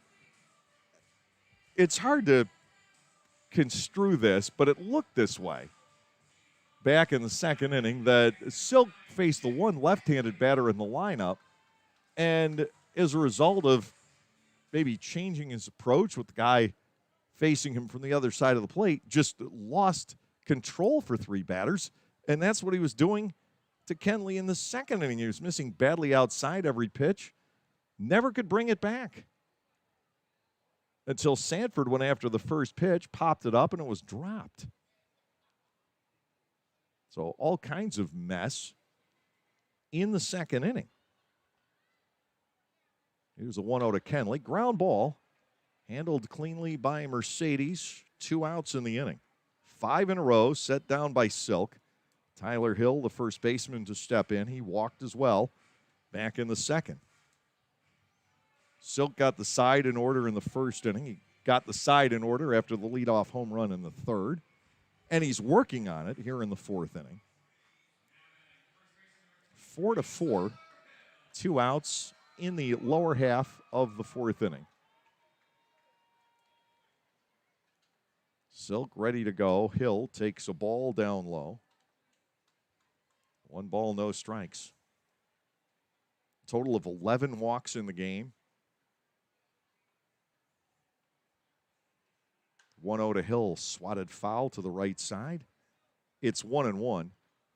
If the Barnstormers are up by a run or two in the late innings, I'm going to be curious to see who tries to shut this one down. Scott Schumann obviously had a subpar performance last night that was also a very long one for him. And I don't know that he's going to be able to get back out there tonight. I know Ross would love to use him tomorrow if he can. Ball 2 is outside 2-1. Ross is a big believer, as Butch was. Take that reliever after a bad performance and get him right back out there so he can shake the one rough outing off. 2-1 fouled away, 2 balls and 2 strikes. Schumann obviously didn't have the great control last night or anything else. He got a couple of strikeouts and had a couple of base runners. Nothing found a glove for him. I mean, he wasn't pitching well. His velocity was down a couple miles an hour. His control was off, but he couldn't catch a break either. 2-2 to Hill, breaking ball, and that is ball 3. 3 balls, 2 strikes. Alberto Rodriguez is warming up in the bullpen for York. Looks like he'll throw the top of the 5th inning. To Hill, 3-2. Silk gets him to swing and miss. Augie has retired 6 in a row, 4 on strikes. Nothing doing in the lower half of the 4th inning. We're at the end of 4 at Peoples Bank Park. The Barnstormers have the lead up, or, well, they don't, actually. It's 4-4. What am I saying? We are finally back enjoying Barnstormers baseball. I'm Adam Gocknauer from Gocknauer Appliances and thrilled to be sponsoring Barnstormers baseball yet again. We also wanted to thank all of you for your incredible support for our business during the pandemic. We are so happy to still be here helping you with the best brand names and the best prices of major appliances in the area. Enjoy the game, and we will continue to service you now and into the future. Gocknauer Appliances in East Petersburg and on the web at gocknauers.com. New to Clipper Magazine Stadium in 2021 is Otto's Hospitality. Otto's is totally committed to the fan experience, from quality to convenience to safety. And they are committed to Lancaster, using local food purveyors whenever possible. New menu items like homemade Brauhaus pretzels, Black Angus burgers, and Otto's meatballs are sure to make any Barnstormers game even more fun. Use self-ordering kiosks or your phone instead of waiting in the lines. That's Otto's Hospitality.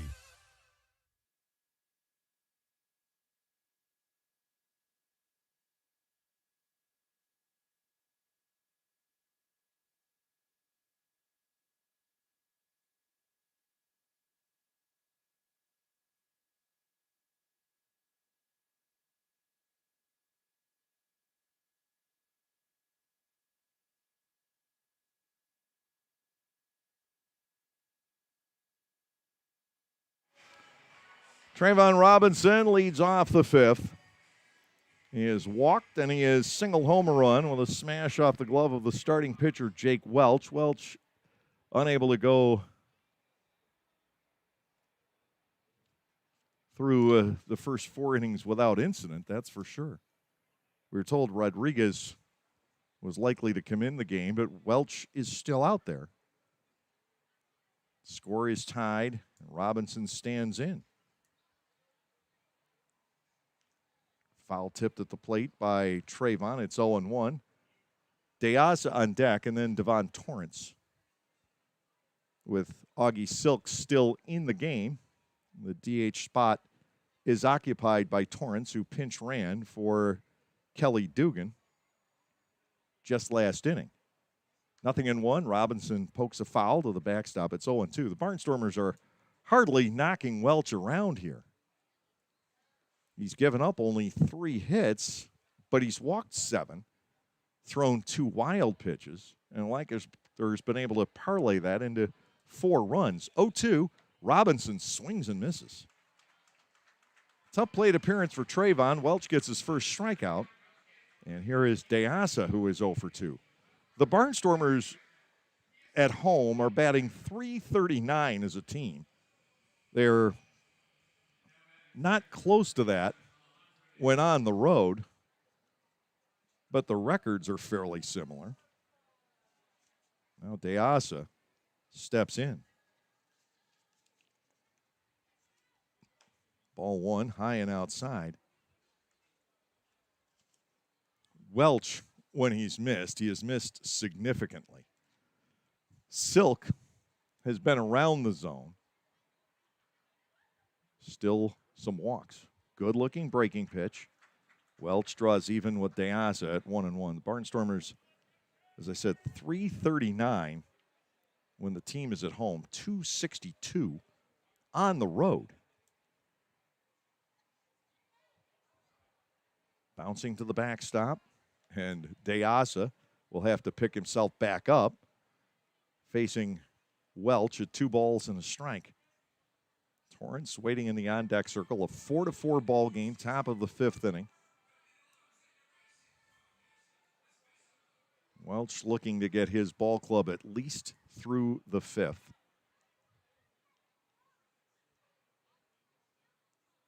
Two balls and a strike. It's upstairs for ball 3. After Torrance would be Alleman. No extra base hits for the Barnstormers tonight, and they will have these nights where they get into the no extra base hit mode. Dugan probably would have under other circumstances, but he just can't run. Ball 4 is down and away. 8 walks given up by Jake Welch. Austin Steinfort, the last couple of nights, walked 9. Franchise right. Oh, they called him back. They called him back on that one. It's 3-2. One of those was a strike, apparently. We're all confused. So much for the walk, at least for now. Welch ready to go. And we'll wait. Okay, I'm satisfied. It's ball 4. Torrance to come to the plate. Devon's been pinch running a lot. He hasn't swung the bat much recently. Chance for him here. Standing in as the designated hitter. Torrance for the season hitting .313. 9 runs batted in. He has 1 triple.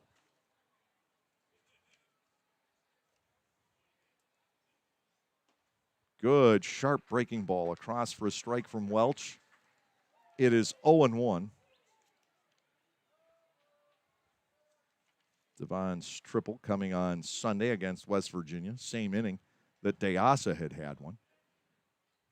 Castro has to be active again back there. 1 ball and 1 strike. 4-4 with 1 out. A runner at first base here in the top half of the 5th inning. Torrance batting with Blake Alleman waiting on deck. Lancaster trying to move DeAsa around. Strike 2 to the outside corner on Torrance. 1 ball and 2 strikes. Only 4 hits in the game. A home run by Jan Sanchez. And the Barnstormers have 3 singles, only one of which has left the infield cleanly.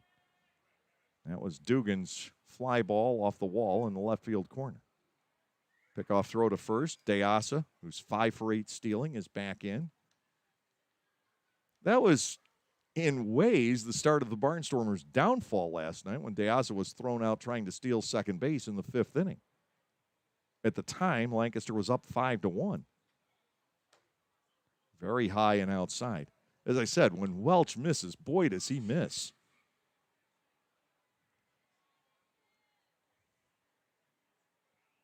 But he's, at the same time, been really tough to hit. Devon Torrance batting at 2-2. Deasa shielding his eyes from the sun, leads from first. Torrance gets rung up on strike 3.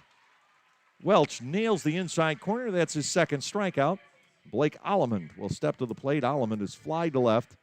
Reached on a fielder's choice. He scored one of the 2 runs in the 4th inning. Lancaster 4, York 4. The Barnstormers have had 11 base runners. They haven't cashed in on their chances like they have been recently. Bases loaded, double play, ball hurt. No multi-run hits for the Barnstormers yet tonight. Allemond with a fly ball, right center. This should be easy for Sanford, gliding over to make the catch. That ends the inning. The Barnstormers still unable to get good wood on the ball against Jake Welch. No runs, no hits, no errors. He walked one more, and the Barnstormers leave another. We're halfway through regulation, middle of the 5th inning. With the score, the Lancaster Barnstormers 4 and the York Revolution 4. Like craft beers? Then the best place to be in Lancaster is Clipper Magazine Stadium. That's right, celebrate baseball or just a night with your friends at the Broken Bat Deck down the right field line. The Broken Bat features more than 20 local craft breweries, plus product from a local winery. Food including Otto's Meatballs is sold off a pub-style menu. So get together, hang out with your friends, or make some new ones. Enjoy a night of craft beer sampling along with a Barnstormers game.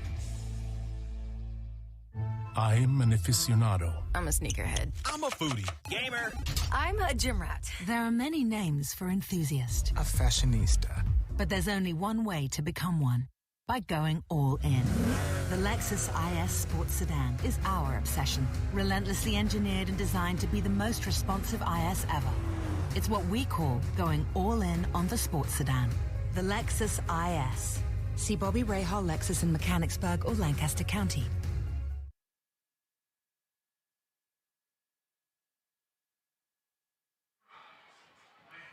Augie Silk trying to match Jake Welch's 0 in the 5th inning.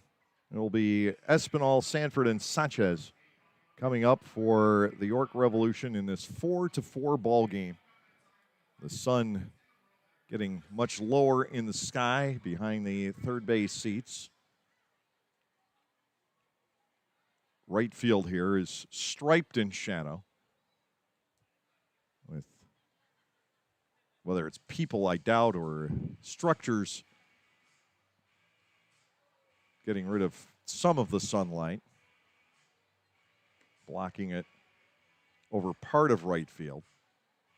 And that might make things difficult for either Gindel or Encarnacion should a fly ball come that way. We could also get to that time of twilight because the sky overhead is perfectly clear. And you could get that twilight sky that's really tough to see the baseball against. We could have an accident with that somewhere along the way tonight, too. Wander Espinal has an RBI on a bases-loaded walk. He will come to the plate to start off the York half of the 5th inning in this ball game, which stands knotted at 4 despite very, very few base hits. Silk in his other start against the Revs got to the 5th inning and had a hard time getting it out. First pitch to Espinal below the knees, ball 1. Augie's pitch count in the mid-70s. Welch is into the 90s. Right now, nobody's throwing in the York bullpen. Popped up, foul territory, spinning around De La Rosa. Galen coming over, but that ball is going to bounce off the dugout rooftop on the York side. 1-1 to Wander Espinal. De La Rosa's catcher sense didn't pick up that fly ball initially. It didn't matter in the long run, but he started to turn toward third. Had to root around the plate umpire, John Grasso, head to first base. That the ball was out of play anyhow. Galen got over there. 1 ball, 1 strike to Wander Espinal. The motion Silk is way outside. De La Rosa having to reach wide. Now ball 2, 2-1. Silk has retired 6 in a row. He has struck out 4 of them. But a little more out of rhythm. The first few pitches here in the 5th inning to Espinal. The 2-1 is hit high in the air down the right field line. This may be playable. Gindel coming over, the ball drifting away from him, but Caleb into the bullpen makes the catch. 7 straight set down by Silk, 1 away. Darian Sanford will come to the plate. Sanford has the biggest swing of the bat in this game. It was a shallow pop fly to right field. Gindel called off Mercedes and dropped the ball. And that error led to 2 runs back in the 2nd inning. Sanford was then thrown out. A quick reaction by Anderson De La Rosa on the throw to the plate from Gindel. He fired it back to second and got Sanford. And that was before Sanchez hit a home run. That out was also big. Breaking ball for a strike. Sanford trails 0-1.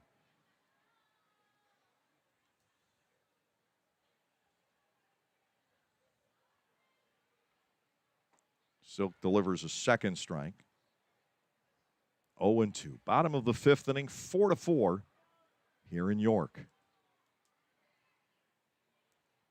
For those of you wondering where the score bug is on the screen, Ryan Cortazzo had it installed at home, but it's not on my laptop as of yet.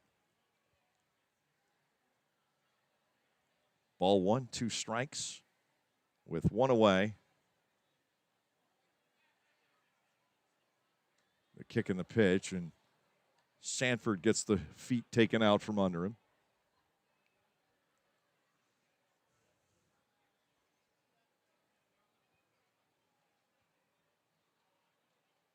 Augie comes back. It's lifted foul. Sanford stays in. 2 balls and 2 strikes. I still haven't had the opportunity to talk to Darian about his home run. I get asked about that frequently. But when you're here in York, you really don't have much access to the home clubhouse. Ground ball, 3rd base. Alamond picks it up and fires. 2 gone here in the 5th inning. And Augie Silk continues to roll right through the Revs. Now comes the challenge. Jan Sanchez. 9 for 16 with 2 homers against the Barnstormers. And overall, closing in on 400.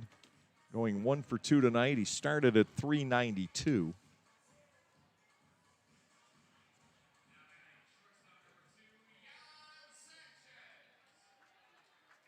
.76 at bats. Sanchez has driven in 16 runs. Ball 1 way outside. Home, a ball and no strikes.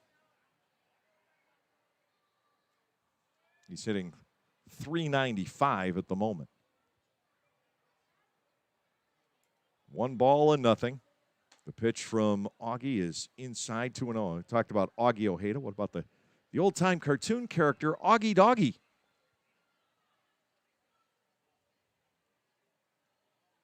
Who is that? The sidekick for Quick Draw McGraw? Am I totally off base on that? I might be. Somebody out there might know. 2-1 to Jan Sanchez.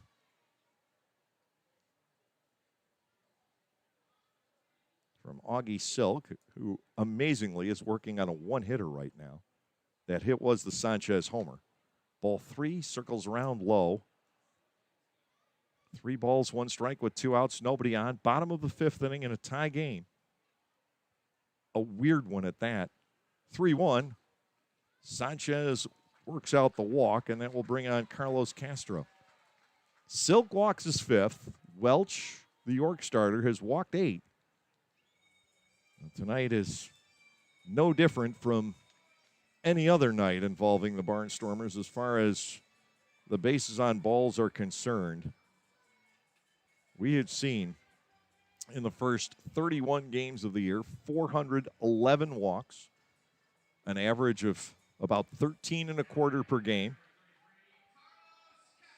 Tonight, probably a little above the norm, especially for the Barnstormers on the road. The batter is Castro. He's 0 for 2. Sanchez leads from first. The breaking ball gets back to the zone. It is 0-1. 2 outs and the runner at first.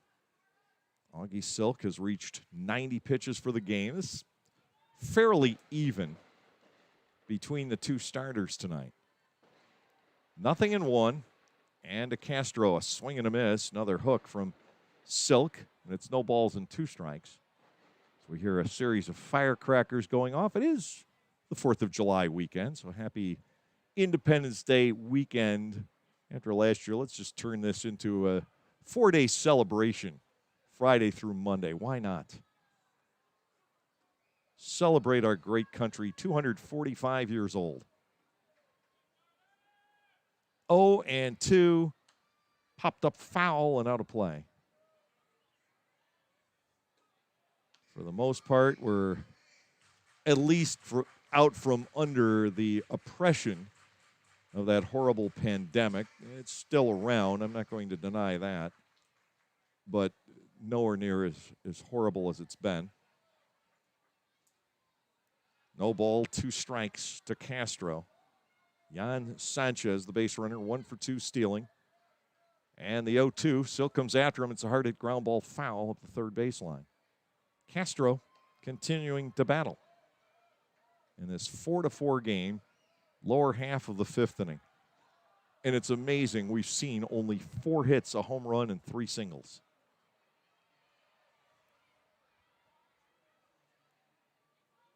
$13 walks and 1 highly costly error. Castro has been incredibly hot at the plate since the start of his season here. Awaits the 0-2. Fastball drives him back. Ball 1, 2 strikes. Lower half of inning number 5. Silk trying to get through the toughest part of this batting order. Sanchez and Castro. It used to run a lot deeper than that before the injuries, and the guys heading south of the border to Mexico. 1-2, swung on and missed. Carlos Castro goes down. Silk strikes out his 6th. Can't tell you if he's going past 5 tonight, but he's given Ross Peoples, for the most part, 5 pretty good innings here, and no runs, no hits, no errors, 1 left.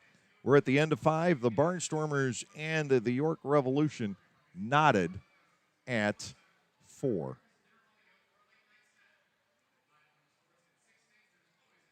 Hey, $2 bill here, a.k.a. the rare one. Problem is, I'm so rare, people just saved me. But thanks to the new Cash Vibe with Quick Cash from the PA Lottery, I'm back in business. For just $2, you can get bigger jackpots starting at $150 grand. Plus Quick Cash, a chance to instantly win $2 or $6. Haha, it's good to be wanted. Play Cash 5 with Quick Cash from the Pennsylvania Lottery. Must be 18 or older. Please play responsibly. Benefits older Pennsylvanians every day. At Clipper Magazine Stadium, we have hot dogs and popcorn, peanuts, soda, and nachos. But what if, say, you are only 3 months old and mom wants to have a night out and watch the Barnstormers? Well, thanks to May Grant Obstetrics and Gynecology, the littlest of Stormer fans now have a place to go for dinner during the game. Tots can take mom to the Little Sluggers dugout behind Section 13 at the stadium for a comfortable private feeding experience. A brightly painted room with comfortable furniture and TVs tuned to the game, it is the perfect spot for baby and mom during a night at the ballpark. Jake Welch is done for the night. He won't factor into the decision. 5 innings for the York starter. He gave up 3 hits, all singles. Barnstormers really had a tough time squaring him up tonight. But he allowed 4 runs all earned because of 8 walks. He struck out 2, none until the 5th inning. Now, Lancaster will face Alberto Rodriguez as we head to the 6th inning in this 4-4 game. Garrett Granitz had been warming up for the Barnstormers. Ross Peoples might decide to stick with Augie Silk for 1 more inning. That remains to be seen. Rodriguez is tuning up here. He is 1-1 in 15 appearances, 17 innings, 22 hits, 14 runs, 12 earned. He's walked only 8. Hang on to him. And he struck out 20. Lancaster with De La Rosa, then Rondon and Gindel here in the top half of the 6th inning. Once Silk does come out, the Barnstormers will begin to be short on the bench. Ladarius Clark would probably be the next guy up to bat in the pitcher spot. See Granite's wandering back down toward the bullpen mound after a breather. De La Rosa will lead off here. He's flied out and walked. You would see Clark and then Schumpert and then Peroni in that order. But with the Barnstormers having to pinch run for Kelly Dugan in the 4th inning, they've lost Kelly and then would lose Devon Torrance. Here's De La Rosa facing Alberto Rodriguez as we ignite the 6th inning. To De La, a ball inside, 1-0. De La Rosa walked on 4 pitches and scored back in the 4th inning. 4-4 in a highly unusual way. Target is set by Castro. De La Rosa swings and drives it deep left field. Way back this one goes, and the wall will not contain it. Anderson De La Rosa with his 3rd home run of the season, and the Barnstormers on the first batter to face Alberto Rodriguez have taken a 5-4 lead. Wait, what's gotten into De La? Not known as being a big home run hitter, but that is his 2nd in his last 2 games, and he crushed one to right center field against Long Island a couple of nights ago. Here is Cleo Luis Rondon, who's walked twice and scored a run. 5-4 Barnstormers here in the 6th inning on the jack by De La Rosa. Rondon takes a strike as the fastball reaches the outside corner. It's 0-1. And the Barnstormers could get a win for Augie now.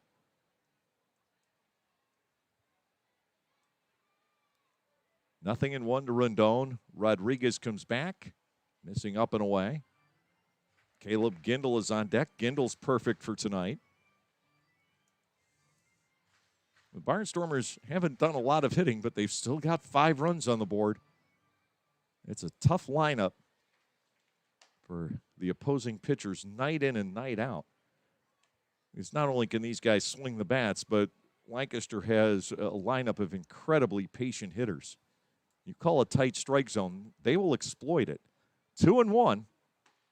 2nd strike, good-looking pitch from Rodriguez. Rondon batting now at 2-2. 2 walks for him tonight are his 16th and 17th of the year. High chopper down the line at 3rd, but foul. Cleo Luis Rondon continues to bat. 2 balls and 2 strikes. Barnstormers have the 8 and 9 hitters, the 2 natives of Venezuela, who are just terrific people. One proud father and another proud father to be. 2-2 high. Cleo batting at 3 balls and 2 strikes.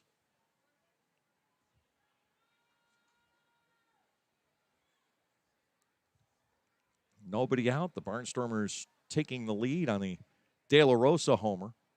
Here's the 3-2 pitch. Good breaking ball, and Rondon goes down looking. And don't hang your head over that one. That was a beautiful pitch from Alberto Rodriguez. 1 out. Caleb Gindel will come to the plate. 1 for 1, a run scored and a run batted in.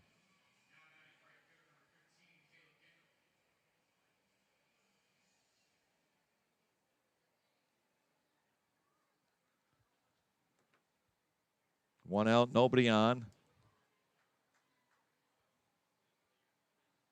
To Gindel. Fastball is a strike. It is 0-1.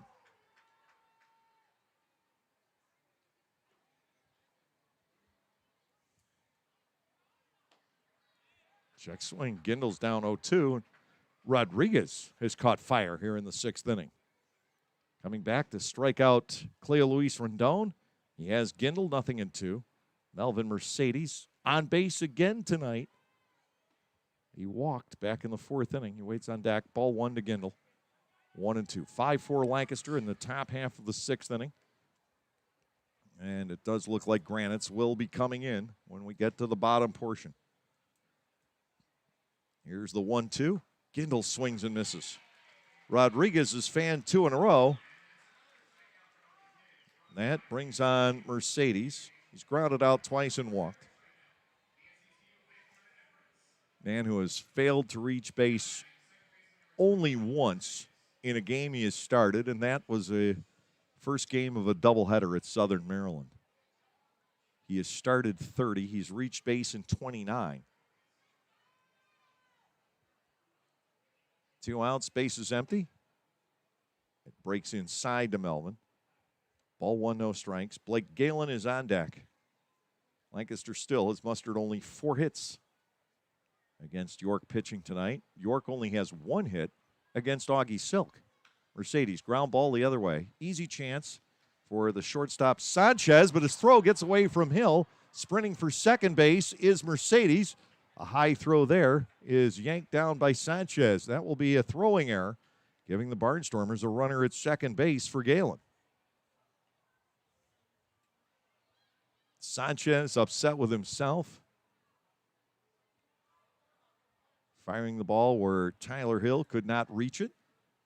He got a glove on it, and the ball got all the way through to the fencing in front of the first base dugout.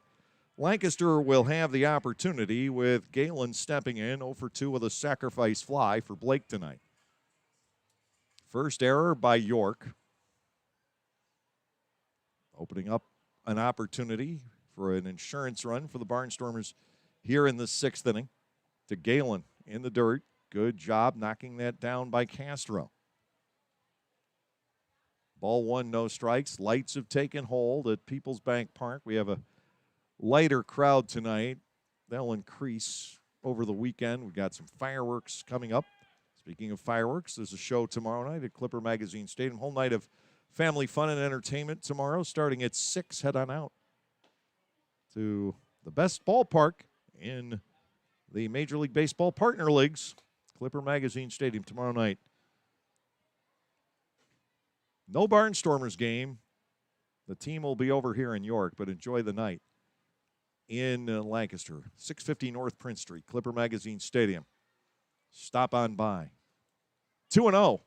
Galen swings and clobbers a ball out the right field, but he got underneath it, giving Encarnacion a play in front of the track. He'll make the catch for the final out. Blake got some pretty solid wood on it, but skyward. Not enough wind to push it. Probably a home run at home, but not here. 1 run on a hit with an error and 1 left. We'll go to the bottom of the 6th. The Barnstormers have taken a 5-4 lead. When everyone has a different craving, Wegmans Meals to Go has it all. All right now, all in one delivery. Pizza with the kids' favorite toppings. A delicious sub made the way you love. Fresh sushi for the whole group, and so much more. It's how busy people get busy eating the meals they love. Order on the Meals to Go app or at mealstogo.com to make everyone happy. Wegmans Meals to Go. All your favorite meals, all in one delivery. Like craft beers? Then the best place to be in Lancaster is Clipper Magazine Stadium. That's right, celebrate baseball or just a night with your friends at the Broken Bat Deck down the right field line. The Broken Bat features more than 20 local craft breweries, plus product from a local winery. Food including Otto's Meatballs is sold off a pub-style menu. So get together, hang out with your friends, or make some new ones. Enjoy a night of craft beer sampling along with a Barnstormers game.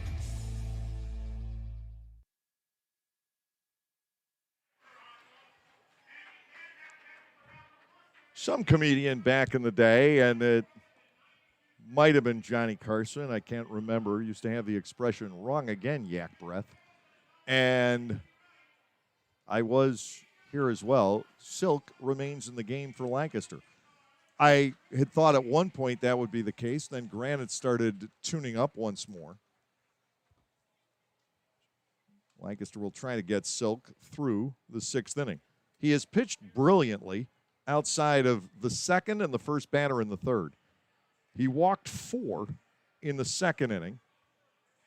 That accounted for 1 run. The last 2 are not on Augie. Dropped pop-up with 2 outs and the bases loaded, allowing the other 2 to score. Then a leadoff home run by Sanchez in the third. Silk has basically been untouched since then. He's retired 9 of the last 10. James Harris leads off the 6th. Harris is 0 for 2. Silk into the motion, and it is high for a ball, 1-0 on Harris. Granites should be ready to go down in the pen. Harris, Dundon, and Encarnacion scheduled here. That is hit toward the wall and left also. Back goes Trayvon looking up, and that ball stayed in. It is just a long single for James Harris. The top of the wall got it. Harris was, I think, in a home run trot there. And the ball kicked off the top of the wall, and it ends up being a long single. It'll bring on Andrew Dundon, who has walked and struck out. 0 for 1 with a run scored. If Ross's bullpen were healthy and dependable, I think Silk would probably be out. Now to Dundon, good-looking breaking ball for a strike. It's 0-1 because of the pitch count, not because he hadn't been effective. And Ross is going to try and nurse one more inning out of him. 0-1. Dundon slices a foul off to the right now to play. It's 0-2.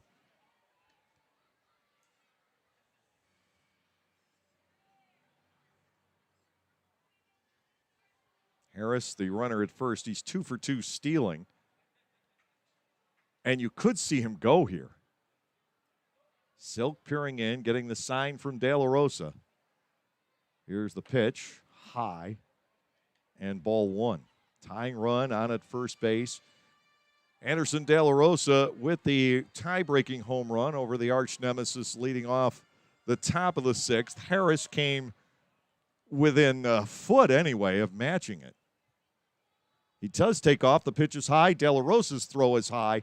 And in time, and not in time, in at second base with the steal is James Harris. So he makes up for not getting to second on the ball off the wall by stealing the bag.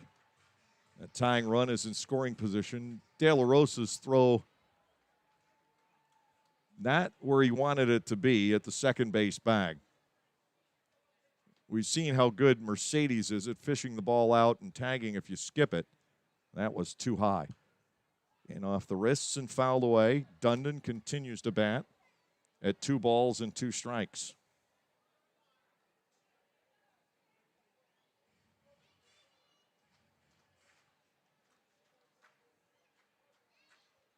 Two-two.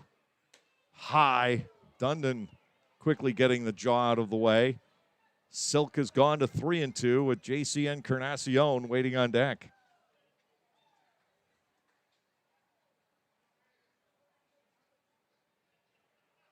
Three balls, 2 strikes. First base open. The pitch off the inside corner. Ball 4.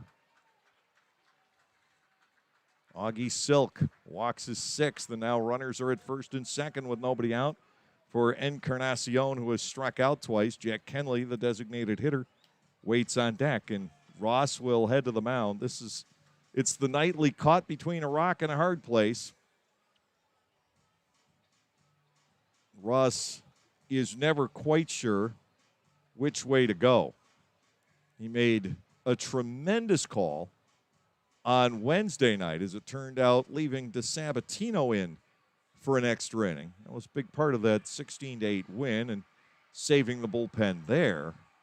But here he leaves Augie in to start the 6th, and Silk unable to procure an out, so Garrett Granites will take over at this point.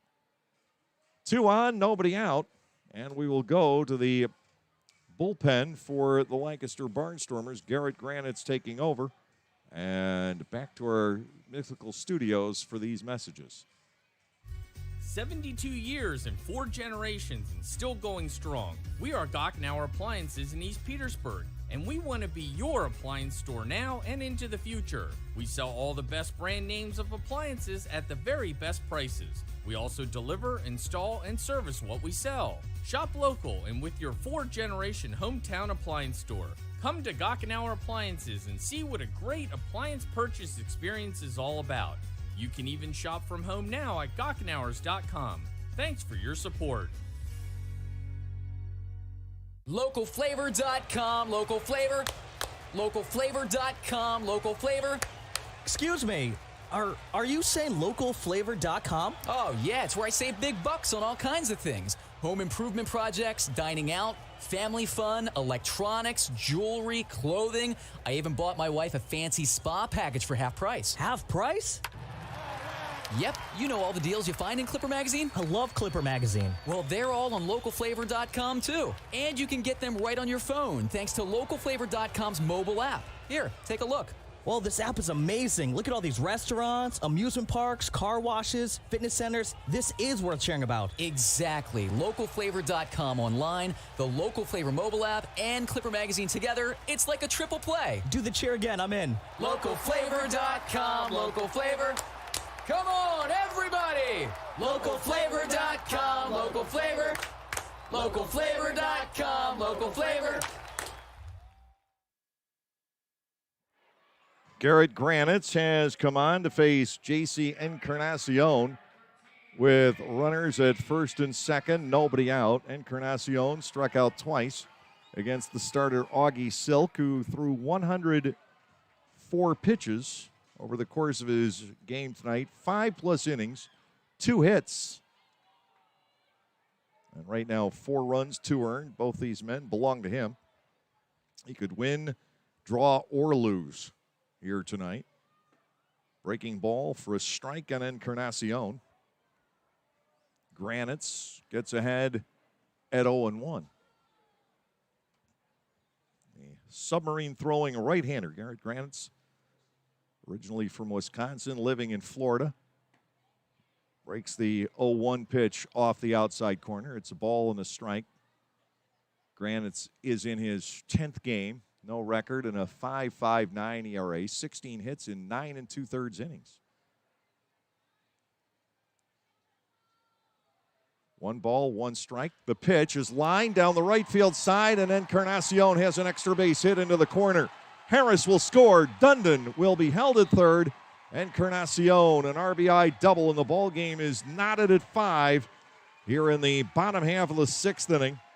JC Encarnacion with a line drive into the right field corner, retrieved by Gindel quickly to keep the go-ahead run from crossing the plate. Well, that is run number 5. Charged to Silk. He can no longer win the game. Well, so much for breaking out Bert Convey. Brandon Fry, a left-hander, is warming up in the bullpen now for York. Bert Convey was the host of the game show Win, Lose, or Draw, for those of you who do not remember it or are not old enough to. Jack Kenley, the designated hitter. Well, it was due here. But that's not who we're seeing, because they did pull the starter, so the DH was lost. And we have Josue Herrera on to bat in this spot. 2nd and 3rd, nobody out. The Barnstormers bring the infielders in, which is a gamble. Chopper toward first, and Galen will freeze the runner at third and then tag out Herrera. That's a big out, 3 unassisted. Now it's 1 away with the runners at 2nd and 3rd. Tyler Hill will step in. He has walked and he has struck out. 5-5, bottom of the 6th. The Barnstormers had just taken the lead. Silk allows the first 2 men to reach in the bottom of the 6th inning. Granitz comes in, gives up the RBI double. Gets the first out. Herrera chopping out to Galen. Dundon still at third, Encarnacion at second. Granitz goes to work on Hill and misses low. Ball 1-0 on the right-handed batting first baseman. Garrett Granitz is coming into tonight, stranded only 2 of 8 inherited runners.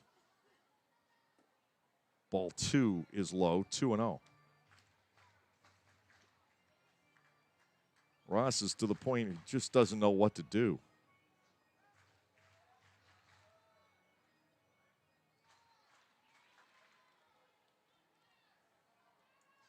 Two balls and nothing. Chopper to second. Mercedes is coming home with it. De La Rosa lays the tag on, and Dundon is out. The Barnstormers have the infield being drawn in payoff. Hill is safe on the fielder's choice as Dundon is retired 4-2. And now Walner Espinal will come to the plate with runners at first and second. Encarnacion did not take off for third on that play. He must have thought that Dundon wasn't coming home and didn't want to create any kind of an incident with the jam up over at third. First and second with 2 outs and Espinal at the plate. He is forced home a run with a walk, and he is fouled out down the right field line. 2 outs, 2 on in this 5-5 contest. Granite steals, and he's inside and low. Ball 1, no strikes.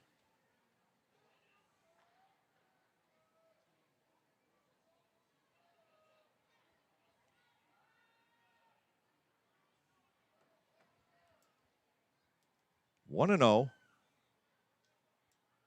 Granite brings it home and twirls it to the outside corner. Ball 1, strike 1. This inning at one point held a great deal more promise for York than it does at the moment. Espinal trying to deliver with 2 outs. Here's the 1-1, swing and a miss. And that's the Frisbee slider ultimate effect, making a hitter who gets a little overly anxious perhaps look a little silly. 1-2 on the second baseman for York. Encarnacion remaining at second. Hill is aboard at first with 2 outs. Granite's down to the set, and he's going to check Encarnacion.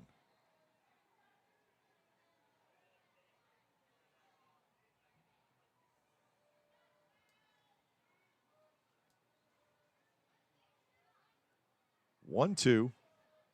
Granite's will bring it home. That's strike 3 called on the outside corner. Espinal is gone looking. Granite's has gotten the Barnstormers out of the inning in a tie, so now we know as far as Augie Silk is concerned, the answer is draw. 1 run, 2 hits in the inning. There were no Barnstormers errors, and 2 runners were left on base. We're done with 6 tonight here in York. The Barnstormers and the Revs, totally undecided. It's a 5-5 ball game. Class-leading rear legroom. Available Mark Levinson Pure Play sound system. And now, for the first time, all-wheel drive. If there's anything missing from the Lexus ES, it's you. The Lexus ES, now available with all-wheel drive. See Bobby Rahal Lexus in Mechanicsburg or Lancaster County. 2021 ES versus 2020-2021 competitors. Information from manufacturer's website as of 7/16/2020. Mark Levinson is a registered trademark of Hardeman International Industries, Inc.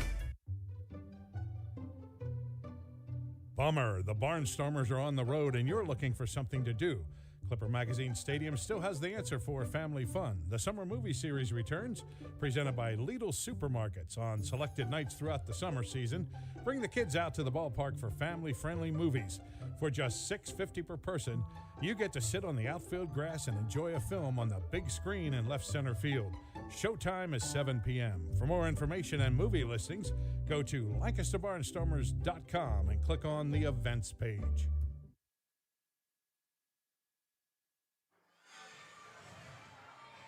Five runs, 4 hits, an error, and the Barnstormers have stranded 7. 5 runs, 3 hits, an error. York has left 4. Brandon Fry takes over in the top of the 7th inning. The Barnstormers will face a left-hander for the first time in the game. Alberto Rodriguez worked the sixth. He gave up the home run to De La Rosa, and he struck out 2, surviving a 2-out throwing error and allowed Melvin Mercedes to reach scoring position. Robinson, DeAza, and then the pitcher spot will be scheduled for the Barnstormers. Again, I would imagine we'll see Ladarius Clark take that turn. It could be Schumpert. Trayvon Robinson, who caught fire from the right side of the plate on the homestand, will step in. Trayvon tonight is 1 for 2 with a walk. He has knocked home one of the Barnstormers' runs. Trayvon currently on a 6-game hitting streak.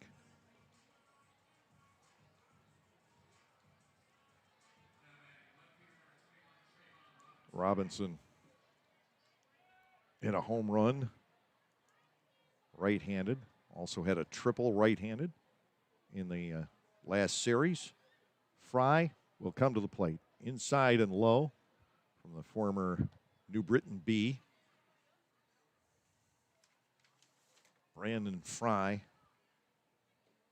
lives in New Britain. He's 28 years of age, 6'3", 195 pounds. 1-0. Robinson with a ground ball left side. Around behind it is Sanchez. Juggle, can't make a play. Off the glove, off the bare hand. Robinson's a base runner. Trying to get around behind it was the shortstop, Jan Sanchez. The Barnstormers have the go-ahead run on, and we are awaiting a decision. It will be an error. The second charge to Sanchez in 2 innings. Alejandro DeAza will come to the plate with Robinson aboard and nobody out.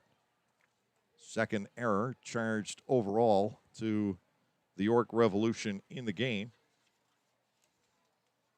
DeAza at the plate, batting .450 against lefties, 9 for 20.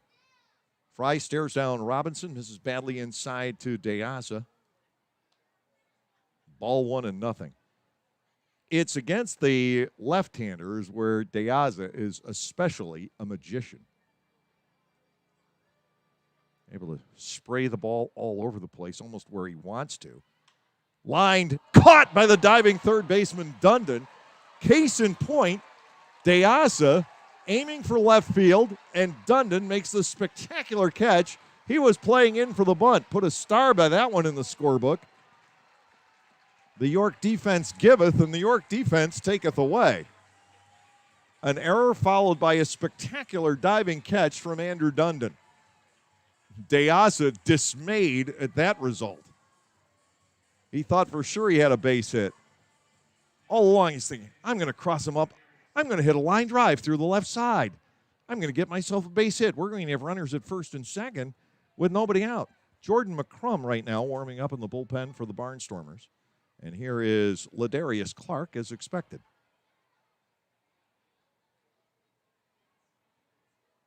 So Ladarius, a swing and a miss. It is 0-1. Boy, what a brilliant play by Dundon, saving Fry all kinds of grief. But DeAza couldn't believe it when that ball was caught. His plans were foiled. Kind of like a Bond villain. 0-2. Now to Ladarius after the foul tip. Blake Alleman is on deck. The Barnstormers and the York Revolution are tied at 5 in the top of the 7th inning. Kindle, Robinson, and Dugan with singles for the Barnstormers in the game. De La Rosa with the home run. Those are the only 4 hits. Throw to first, chasing Trayvon Robinson back.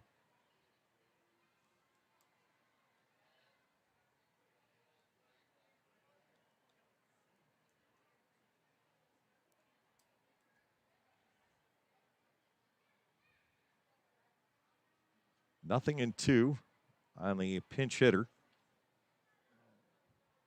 Batting for the Barnstormers here in the 7th inning.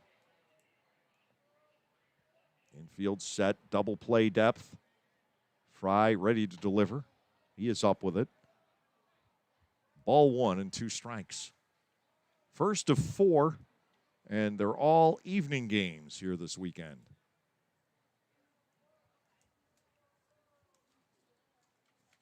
Sunday is at 6 o'clock. Inside and low. Castro has had his hands full back there this evening.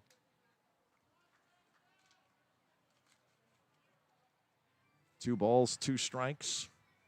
Robinson has yet to take off. Barnstormer's base running game has been iced here the last couple of games. Robinson is 5 for 5 stealing bases. Ladarius Clark bats 2 balls, 2 strikes. Fry is ready to go. Robinson takes off. The pitch is high. Perfect opportunity for Castro to throw. And the ball bounced up. Robinson got in underneath. Trayvon Robinson, 6 for 6 now, stealing bases. The fans boo. The throw had Robinson beaten.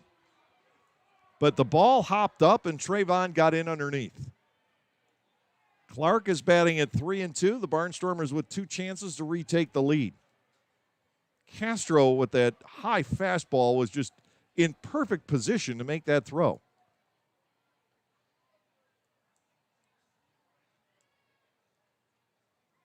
Three and two to Ladarius. Fry, forward, back, delivers, and Clark hits it well to right center field. Sprinting back on that is the right fielder Encarnacion. He cannot make the play. The ball bounces over the wall for a ground rule double, and the Barnstormers have retaken a 6-5 lead on the ground rule double by Ladarius Clark, and that is a vintage Ladarius Clark hit, long to right center field. Now he is now at second for Blake Allemond, who is 0 for 3. An unearned run charged to Brandon Fry. The Barnstormers have their 5th hit. Clark is so clutch. He doesn't get that many hits. He's only had 4 in his last 29 at-bats, but out of those 4 hits, he's driven in 6 runs, and all have been crucial. Breaking ball is good for a strike on Allemond. It is 0-1. 6-5 Lancaster here in the 7th inning. You know that's not safe. The way this season has gone. Clark leading off second. 1 strike to Allemond. The pitch is inside and low. Gets away from Castro. Might be a play at third. And then Castro decides to hold on to the ball. Clark was going to make it a wild pitch. That is number 3 from the York staff in the game. Lancaster has an additional run 90 feet away. The York Revolution will bring the infield in.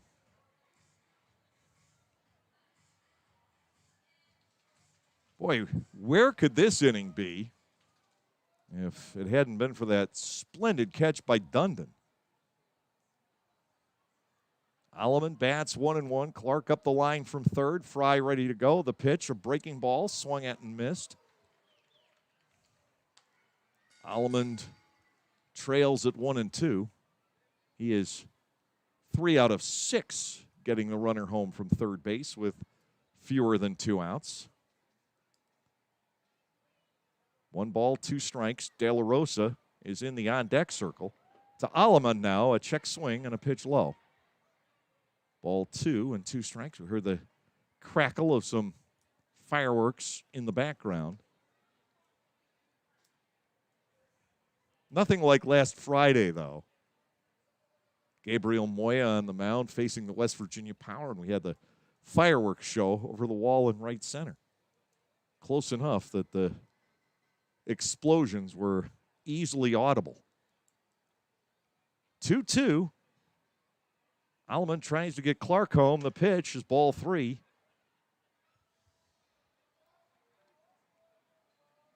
Lancaster has retaken the lead here in the 7th inning, 6-5.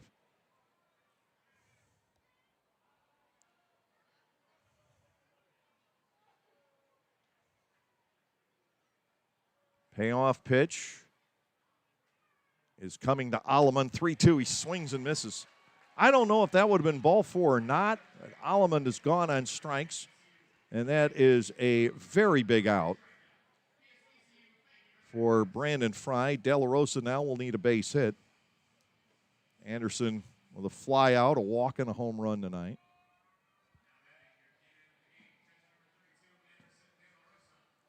Lancaster ahead by a run here in the top of the 7th inning. Top of the order is scheduled for York in its half.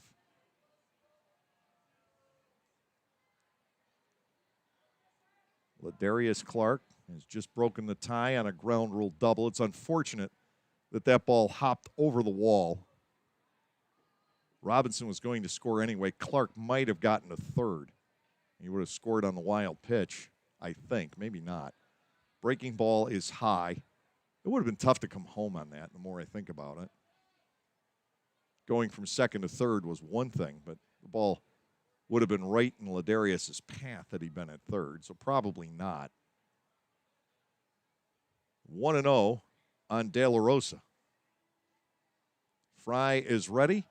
Anderson goes chasing. A swing and a miss. It's 1-1. Rendon is the on-deck batter. It's gotten to the point where you just can't afford to leave run-scoring opportunities out there at any stage. Barnstormers found that out last night. Line drive out the left field. That is a diving try by the left fielder Harris, and he can't come up with it. Harris upset with himself. The fans thought he had caught it. His body shielding the baseball from the crowd, but when he went to get up, you could clearly see the ball was in back of him.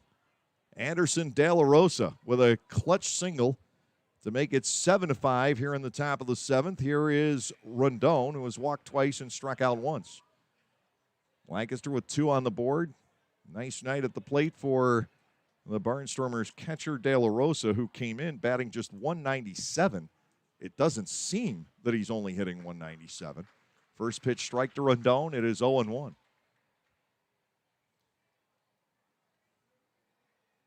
De La Rosa with the first multi-hit night by a Barnstormer. Breaking ball, swing and a miss. It's 0-2. The runs are both unearned because of the error that started the inning. Lancaster able to take advantage of the misplay. De La Rosa held over at first base by Hill. 2 strikes to Cleo Luis Rendon. Gindel waits on deck. Should anything further develop. High and outside. Castro's going to feel this game. As much as he's had to dive around and reach for balls. 1-2. Rendon swings and misses at a filthy breaking ball. Second strikeout for Brandon Fry, but the Barnstormers are able to capitalize on an error and score twice. 2 hits, the 1 error, 1 man left on base. Time for the 7th inning stretch tonight. Here at Peoples Bank Park in York, the Barnstormers lead 7-5. Hey, $2 bill here, a.k.a. the rare one. Problem is, I'm so rare, people just saved me. But thanks to the new Cash Vibe with Quick Cash from the PA Lottery, I'm back in business. For just $2, you can get bigger jackpots starting at $150 grand. Plus Quick Cash, a chance to instantly win $2 or $6. Haha, it's good to be wanted. Play Cash 5 with Quick Cash from the Pennsylvania Lottery. Must be 18 or older. Please play responsibly. Benefits older Pennsylvanians every day. When everyone has a different craving, Wegmans Meals to Go has it all. All right now, all in one delivery. Pizza with the kids' favorite toppings. A delicious sub made the way you love. Fresh sushi for the whole group, and so much more. It's how busy people get busy eating the meals they love. Order on the Meals to Go app or at mealstogo.com to make everyone happy. Wegmans Meals to Go. All your favorite meals, all in one delivery.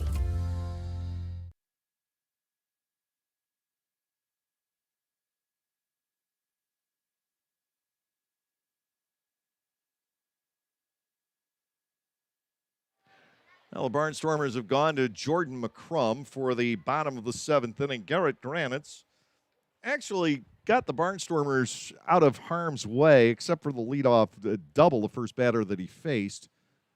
That allowed a run to score. Granitz right now is in position for the win. 1 inning, 1 hit, 1 strikeout. for Garrett tonight. He allowed one of the two inherited runners to score. But he came in with men at first and second and nobody out. So that's probably getting the job done in an average fashion right there. McCrum will take over, right-hander from New Jersey, from around the Princeton area.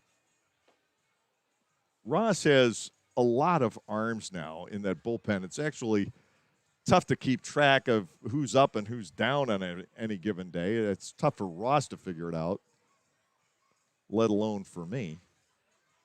Jordan McCrum, one of a couple guys just out of college. Really, if you add Cody Boydston, he's pretty much just out of college as well. You've got McCrum, you've got Wagner. Barnstormers did send Ryan Evans back earlier today.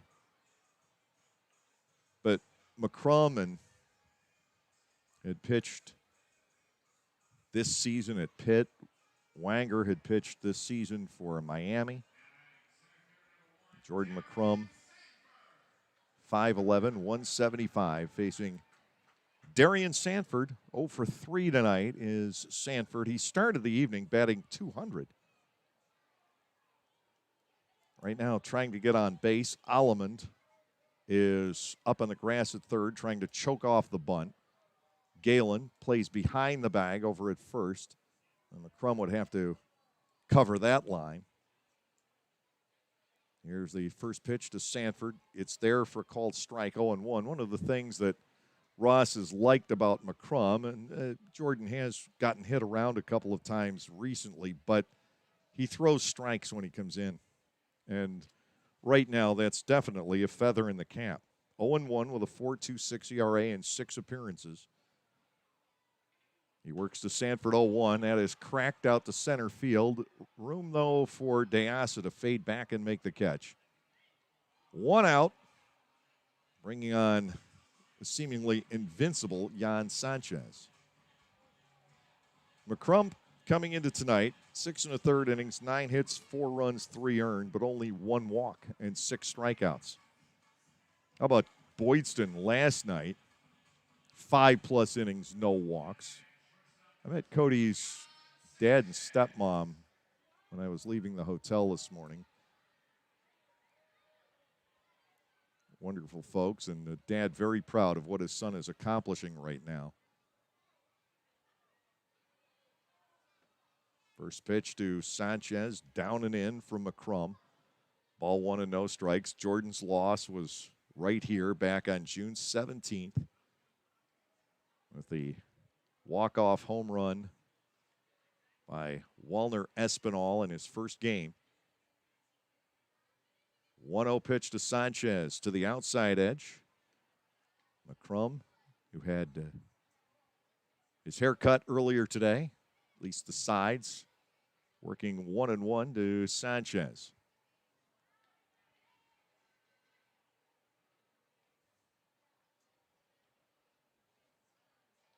Defense plays Sanchez a bit toward the right. McCrum far outside for ball 2, 2-1. Lancaster has just taken a 7-5 lead in the top half of this 7th inning. A pair of unearned runs off of left-hander Brandon Fry, Ladarius Clark, and Anderson De La Rosa knocking in the markers.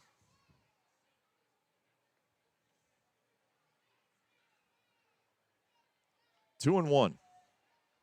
1 out, nobody on. Sanchez awaits. McCrum delivers. It's popped up. That is a tough play. Mercedes grabs it on one hop, throws and gets him at first. Oh, my. I didn't think Melvin had a shot. It's officially a ground out, but that was one of the worst jam shots you'll ever see, and the ball wasn't hit well enough to get to the infielders. Mercedes played it on a hop and gunned it across and was able to nip Sanchez on a very close play. What a terrific job by Mercedes just to get the paw on that, let alone do anything with it. 2 are out, and here is Castro, who is 0 for 3. We saw a great defensive play in the top of this inning. Dundon with the diving catch over at third. And Mercedes comes up with a gem of his own in the bottom of the inning. Castro swinging and missing at a slider around the inside corner. He tried to turn that one to the left field wall and failed to do so. No balls, 1 strike. The Barnstormers with a 2-run edge here in the 7th inning. Lancaster will have the top of the order up in the 8th, and Gindel, Mercedes, and Galen. And they'll be facing, apparently, another pitcher. 0-1 to Castro, right to the outside corner for strike 2. I'm interested to see if the score stays as it is right now, who closes tonight, and I think it might be Ben Wanger. It could be him. It could be Moya. It's, as I said earlier, likely not to be Schumann. Give him another day after that long, painful outing last night. Again, he didn't get knocked around, but he set it up with a couple of walks, and then those base hits kept not finding gloves.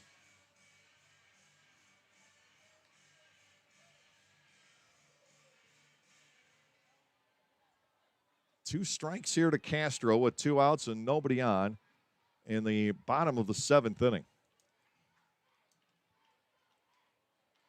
McCrum to the plate, served in low, blocked by De La Rosa. I have to think that pitch and that location by design, not accident.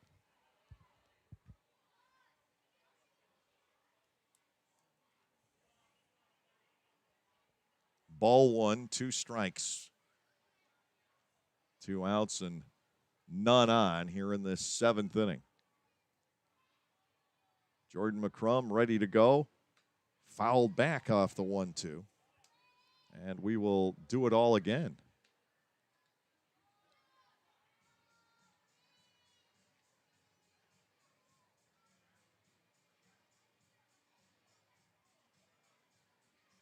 Barnstormers with the 2-run lead here. Elsewhere in the Atlantic League, Southern Maryland leads Long Island 1-0 in the top of the 8th. High Point 11, Gastonia 10 in the bottom of the 6th. West Virginia is up 10-5 over Lexington through 6 innings. 1 ball, 2 strikes, and a Castro that is cut on and fouled up the third base line. De La Rosa chasing after it, still at 1-2. How does Southern Maryland play those games? 1-0 in the top of the 8th. They don't have fabulous pitching up and down through that roster, but they have enough with about 3 starters and Latos on the back end, and they're winning some ball games. Stan knowing how to weave through what he has. 1-2 to Castro. The pitch sizzled to first, and what a pick by Galen. 3 unassisted. Castro giving up before he's halfway there. Nothing across in the bottom half of the 7th inning. Jordan McCrum comes on and does what he's supposed to do. He throws strikes, he gets outs. And we're heading to the 8th inning of play tonight with the Barnstormers leading by the score of 7-5. The Lexus NX is crafted to take on the modern adventure called life. Alexa, what's the quickest route home? With Amazon Alexa compatibility and the advanced Lexus safety system, the Lexus NX is modern utility for the modern world. Because modern obstacles require modern solutions. See Bobby Rahal Lexus in Mechanicsburg or Lancaster County. Amazon Alexa and all related logos are trademarks of Amazon.com Inc. or its affiliates. Not all Amazon Alexa functionality is available for in-vehicle use. You can enjoy a night at the ballpark and help out the United Way of Lancaster County. All you have to do is spend 3 hours as an usher during a Barnstormers home game, and the ball club will donate $20 in your name to the United Way program of your choice. Be a friendly face, have fun, and raise money for your favorite local charity. To sign up, go to the LancasterBarnstormers.com website and head to the community link, and we'll see you at the ballpark.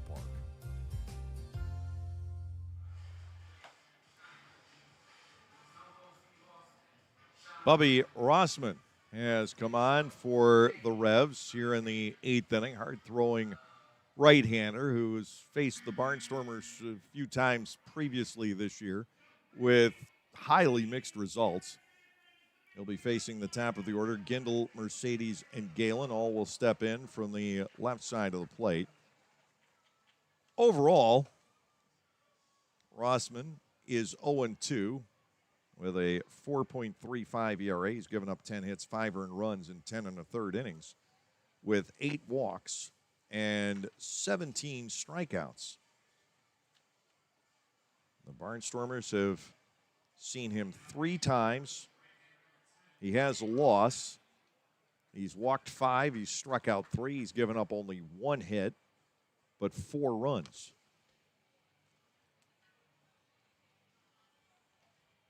He was the losing pitcher in one of those games on opening weekend at Clipper Magazine Stadium.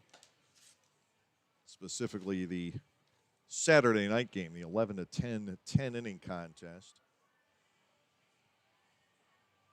Got it started with walks.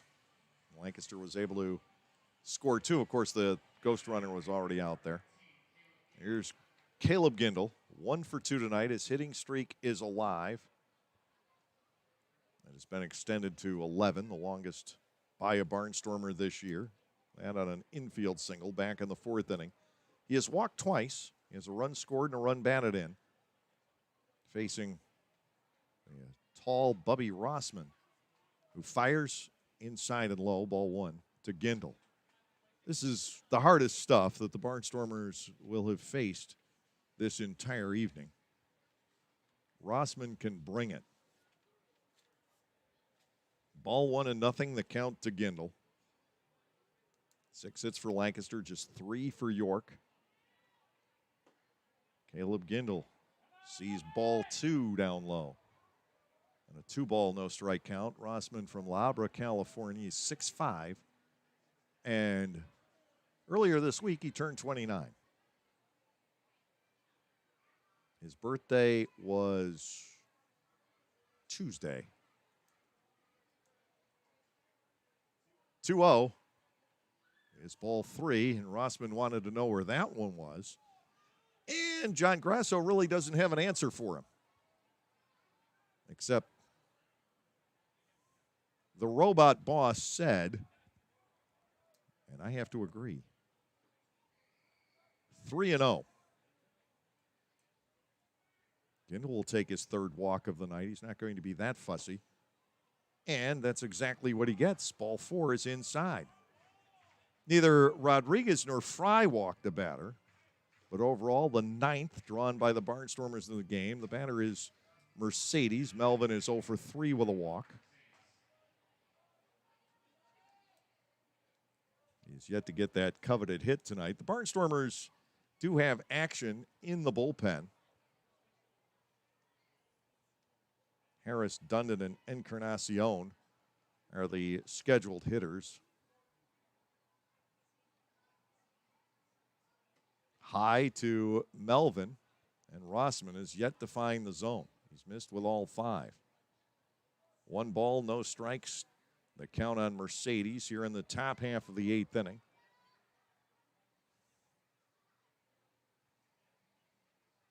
Gindel leads off first. Mercedes swings away and drives a foul right straight back. 1 ball, 1 strike here.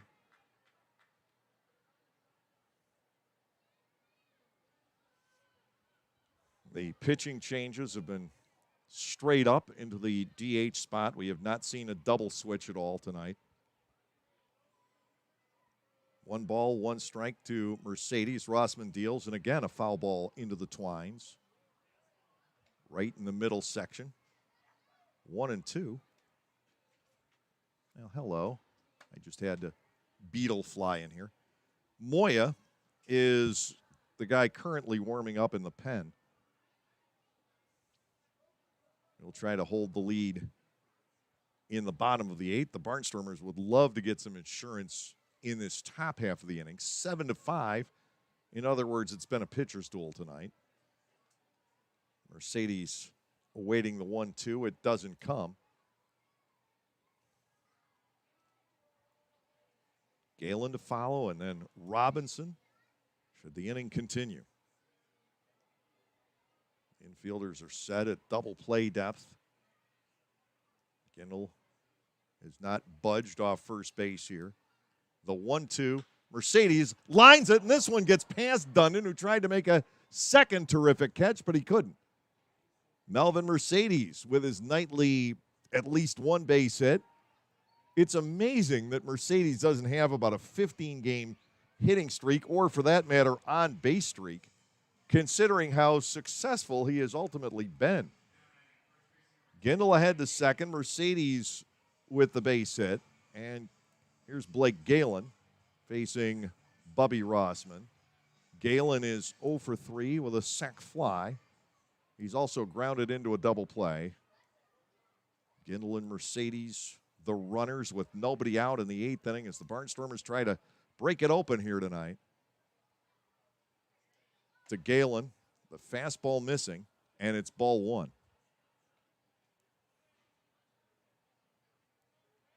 Rossman and the Electronics are not terribly fond of each other at the moment.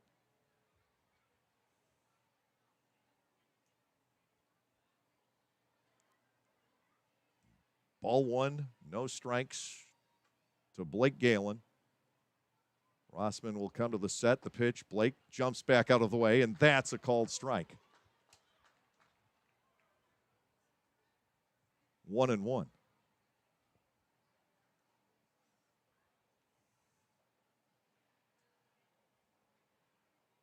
Two on, nobody out. Galen batting, Robinson on deck. And the Barnstormers trying to break it open. They're trying to get their nightly 8 runs.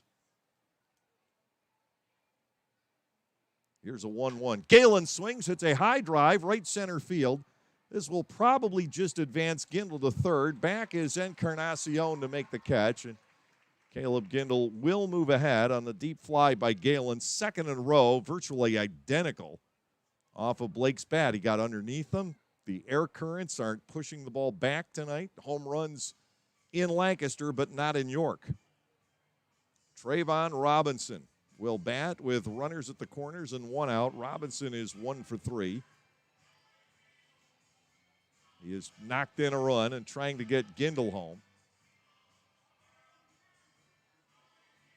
This is a situation where you'd like to see Melvin Mercedes be able to steal second. Robinson has the Barnstormers stolen base tonight, his 6th of the year. Try and keep that double play from occurring.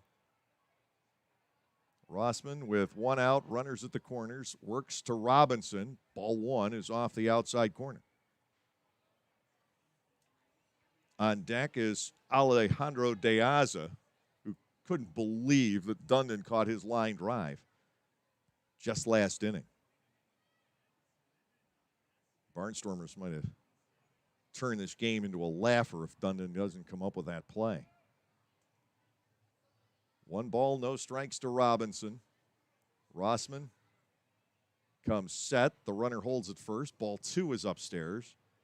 Trayvon bats at 2-0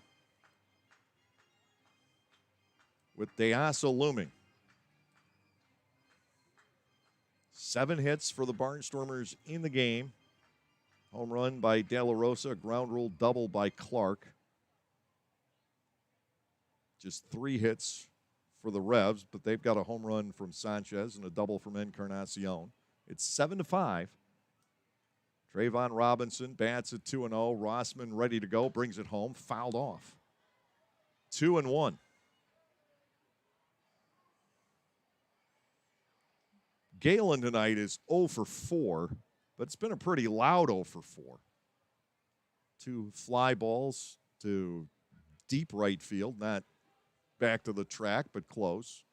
And a sac fly to left that took James Harris back to the track. Robinson batting 2-1. Rossman delivers. Trayvon takes a second strike across at the knees. It's 2-2 to Trayvon Robinson with Gindel at third, Mercedes at first, and 1 out.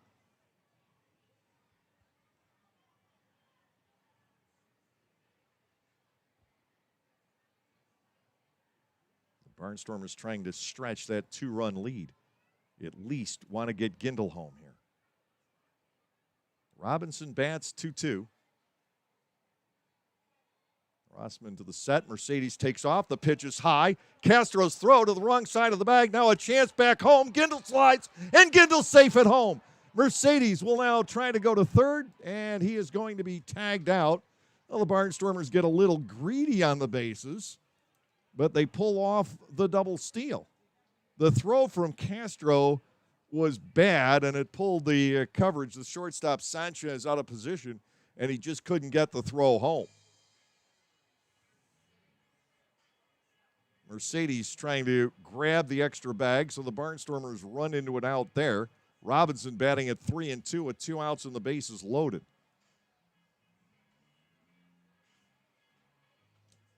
Mercedes is ninth. Gindel is second. 8-5 here in the 8th inning. Robinson will try and start something else. Batting at 3-2 with De Aza on deck. Rossman is ready. The payoff pitch cut on and missed. So Robinson strikes out, but the Barnstormers sneak home a run. They do it with 1 hit, a walk, no errors, a double steal, and nobody left on base. We're headed to the bottom of the 8th inning. The Barnstormers now with a 3-run lead. It is 8-5.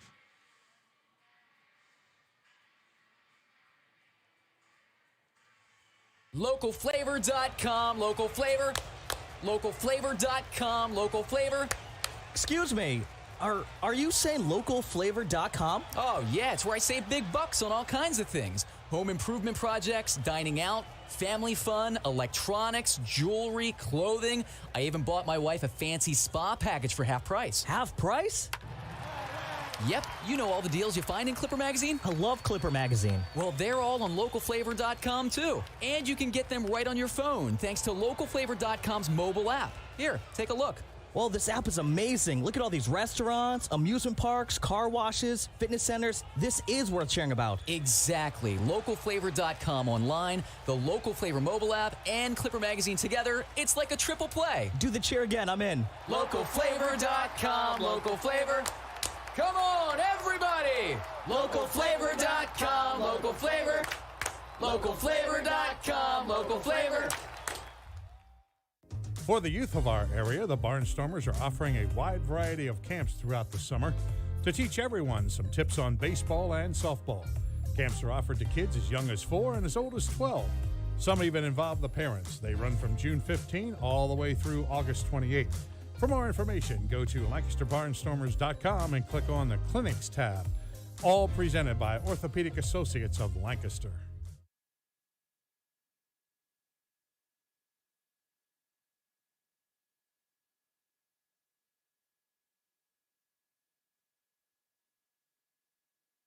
I'm told no stolen base for Caleb Gindel. It's just a fielder's choice. Memory serves me correctly, that's generally credited as stolen base. You have to check the rule book, and it might not even be covered. It may just be scorer's discretion on that. But in any event, Caleb Gindel home with the run. And then Mercedes thrown out 6-2-5. Robinson striking out on the 3-2 pitch. So a lot happened in a span of 2 pitches. The Barnstormers are up 8-5 for Gabriel Moya. Bullpen is held so far tonight. Garrett Granite's in line for the win, and Jordan McCrum gets a hold. That has already been locked in. Moya facing all right-handed batters here in the 8th inning. James Harris will lead off. He is 1 for 3 with a run scored. He launched one that ticked off the top of the wall out in left field back in the 6th inning. Only got a single off of it. And now facing the lefty Moya. Stocky left-hander from Venezuela brings it home and almost hits the batter. Ball 1 and no strikes. Moya is in his 10th game, 2-0, with a 0.96 ERA. given up only 1 earned run, 5 runs total, and an error set up a 4-run inning against him. Tails the next pitch back to the zone. It is 1-1 on Harris. Dundon and Encarnacion will follow. This is the trio that produced the 1 tally back in the 6th inning. The Barnstormers scored 2 in the 7th. They had 1 in the 8th. Lancaster scored in 5 different innings tonight. They haven't gotten that one explosive hit. Time is called. The pitch takes too long to head to the plate. We won't get tonight's game in under 3 hours. Only twice all year have we gotten a 9-inning game in under 3. 2:55 the shortest. Ball is loose from the York bullpen, and De La Rosa will chuck it back down there. Hitting the sentinel down there, guarding the bullpen without the guy having to move from, about 150 feet. 1 ball, 1 strike to James Harris. Moya will bring it home and dart it inside and low. Ball 2. It's 2-1. Well, this is the 3rd Barnstormers reliever of the game. Rossman was the 3rd for the Revs. Each starter worked 5. We had our doubts in both cases that they would get through the 5th inning because of the walks and the pitch counts, but they did. 2-1. Moya to the plate. It's popped up. This in front of the plate. De La Rosa will put it away. Harris pops out. 1 down, and the batter will be Andrew Dundon, who has walked twice and struck out.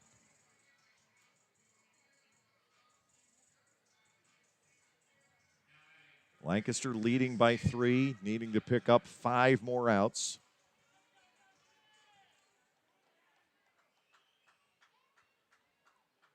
Augie Silk started, gave up only 2 hits, 3 earned runs in 5 innings, 2 unearned runs. Called strike to Dundon. 0-1 from Moya. Gabriel Moya, a guy who certainly can close. He's done it before and very successfully.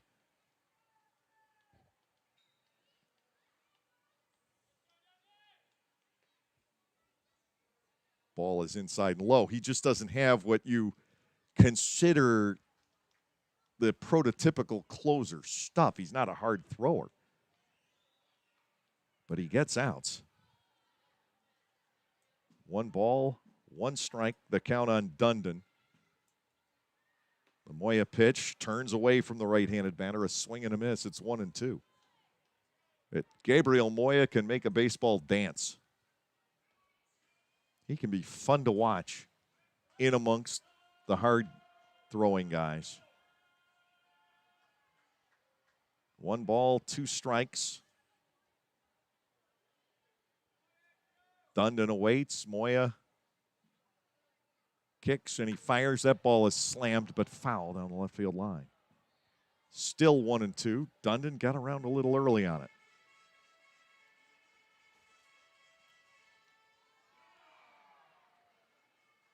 Ian Sanchez is warming up in the Revolution bullpen. Apparently he'll throw the 9th inning, but we've been fooled before tonight. De Aza, probably Schumpert, and Alamand will be the hitters. 1-2, up and away. Dundon batting at 2 balls and 2 strikes. Though I'm not sure that I would be completely shocked if Moya had that second turn at the plate. Looking for a 2-inning save. Otherwise, I think it might be Wanger. 2-2, but let's not get ahead of ourselves. Inside low, and Dundon got that in the feet. He's hit by the pitch, and that puts 1 guy on for Encarnacion. J.C. Encarnacion doubled home run back in the 6th inning. He struck out twice against Silk. It greeted Granitz with the double down the right field line. Garrett did a terrific job after that using the drawn-in infield. One runner on here in the bottom of the 8th inning. Lancaster leading 8-5. Encarnacion stands in. Dundon, the man aboard, 0 for 1 stealing. Lancaster sets up at double play depth. Moya goes to work on Encarnacion. The pitch in the zone for a called strike. It is 0-1.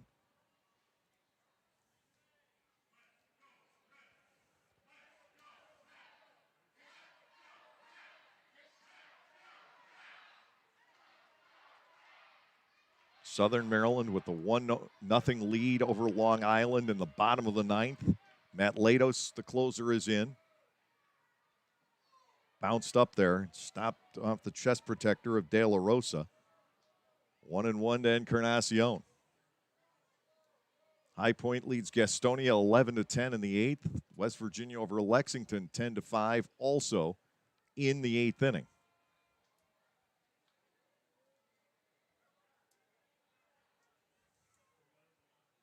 One ball, one strike here on Encarnacion. The pitcher's spot is due next. The pitch, Encarnacion stings it up the middle, base hit center field. The tying run coming to the plate for the York Revolution. Moya gives up a sharp single to Encarnacion.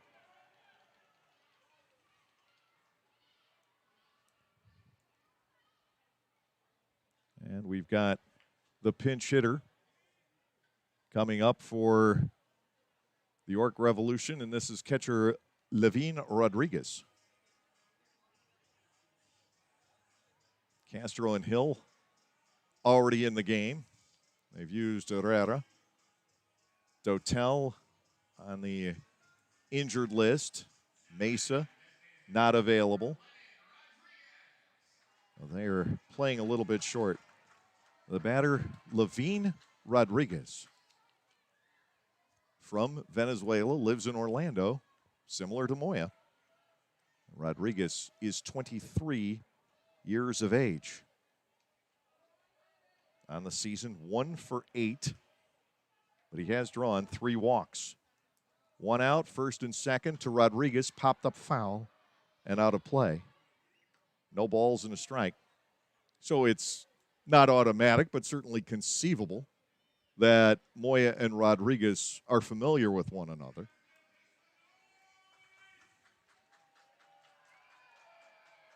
Levine Rodriguez had been in the Baltimore Orioles organization. The 0-1 pitch, strike 2 at the knees. Tyler Hill, the first baseman, is on deck.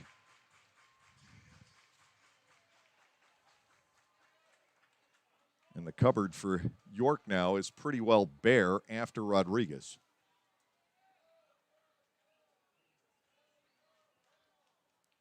Two strikes to the right-handed batter. Moya comes back and misses upstairs. Ball 1, 2 strikes. Dundon at second and Encarnacion, the runner, at first. The Barnstormers still have Schumpert and Peroni available.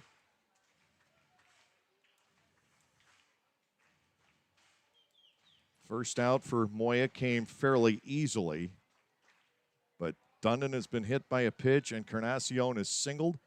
Rodriguez bats at 1-2. Gabriel Moya to the plate. That just missed for ball 2. 2 balls and 2 strikes.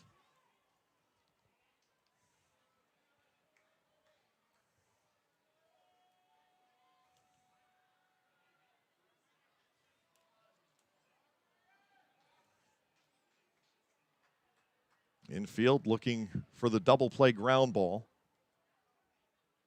Levine Rodriguez batting at 2-2. The pitch by Moya, that's strike 3. So he got it the second go around. 8 strikeouts for Lancaster pitching in the game. Hill will step in. 0 for 2 with a walk for the right-handed batting first baseman. Both clubs tonight with more runs than hits. You don't see it often. 8-5 the score. Hill still the tying run at the plate. He has 2 doubles, a triple, no home runs, but that left field wall is in play. if he can catch up to a pitch from Moya and pull it. Dundon and Encarnacion take their leads. Breaking ball is strike one on Hill. 0-1 from the master of deception, Gabriel Moya.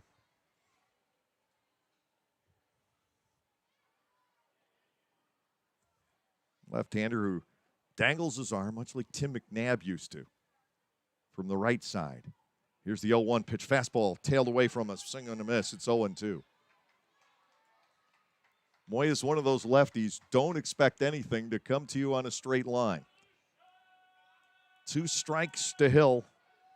Moya close to being through the 8th inning, but not out of the woods yet. In an 8-5 ball game.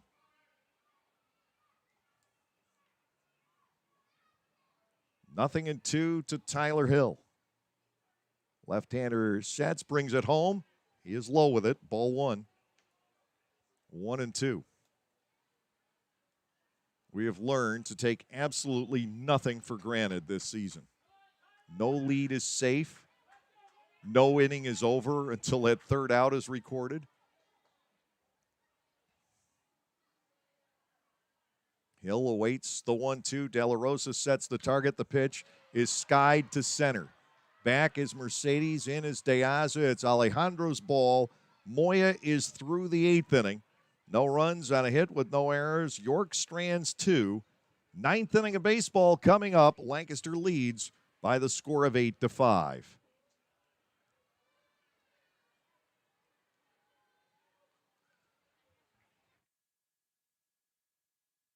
There are those who say, leave well enough alone. If it isn't broken, don't fix it. You don't mess with success. while others have something quite different to say. The Lexus RX, with enhanced dynamic handling and available 12.3-inch touchscreen. It's the best-selling luxury crossover of all time. Reinvented. See Bobby Rahal Lexus in Mechanicsburg or Lancaster County. At Clipper Magazine Stadium, we have hot dogs and popcorn, peanuts, soda, and nachos. But what if, say, you are only 3 months old and mom wants to have a night out and watch the Barnstormers? Well, thanks to May Grant Obstetrics and Gynecology, the littlest of Stormer fans now have a place to go for dinner during the game. Tots can take mom to the Little Sluggers dugout behind Section 13 at the stadium for a comfortable private feeding experience. A brightly painted room with comfortable furniture and TVs tuned to the game, it is the perfect spot for baby and mom during a night at the ballpark.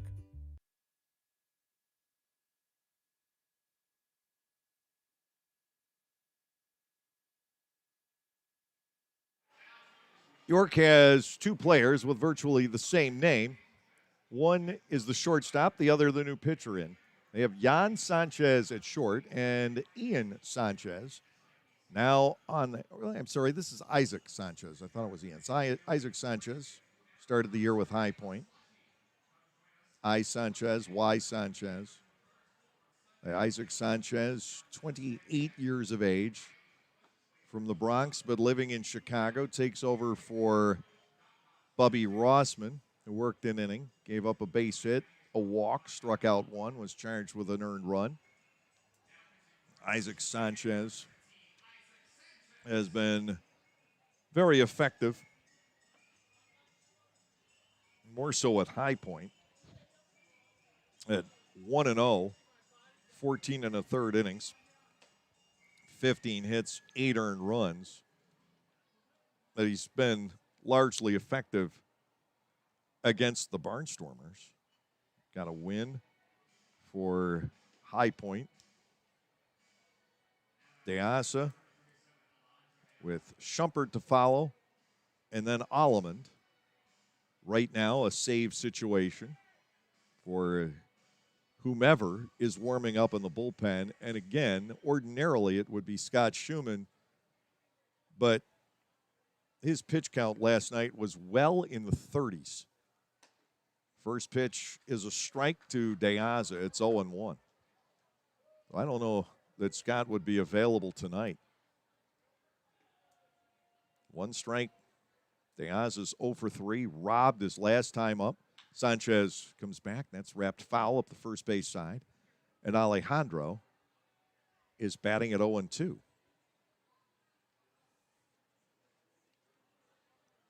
DeAza just hasn't been able to get anything through in this game. He came in having batted safely in 5 in a row, going 11 for 19. That's smashed up the middle and a base hit. Oh, the hitting streak advances to 6. Well, the Barnstormers have hit number 8. DeAza's aboard. Nick Schumpert stepping in. He's the 4th man to bat in this spot. Now it is Schumann warming up in the bullpen. Boy, I'm a little bit surprised at that after that long outing he had last night. It told Ross he's available. And certainly we would hope for a better night. Last night, just one of those outings. Nothing went right for him. He didn't have his footing. He seemed to be slipping around even during the warm-up throws. Didn't have his velocity. Now here is Schumpert. We'll see if he drops a bunt down. Swing and a miss. He does not. It is 0-1. I've been wrong on every front tonight. Schumpert is batting .195. 3 doubles, 3 runs batted in. DeAza, the runner at first base. Sanchez to the plate. Schumpert swings and misses again. It's 0-2. Blake Allemond is on deck. Allemond has come up empty tonight. Biggest night for the Barnstormers ultimately belongs to Anderson De La Rosa. A home run, a single. He's driven in 2. DeAza out to the lead. Schumpert batting no balls, 2 strikes. The pitch is popped up and playable, I believe. The catcher, Castro, coming over, has room, makes the catch just in front of the corner of his dugout. Schumpert's retired, and with 1 down, Allemond steps in. He is 0 for 4 with a run scored.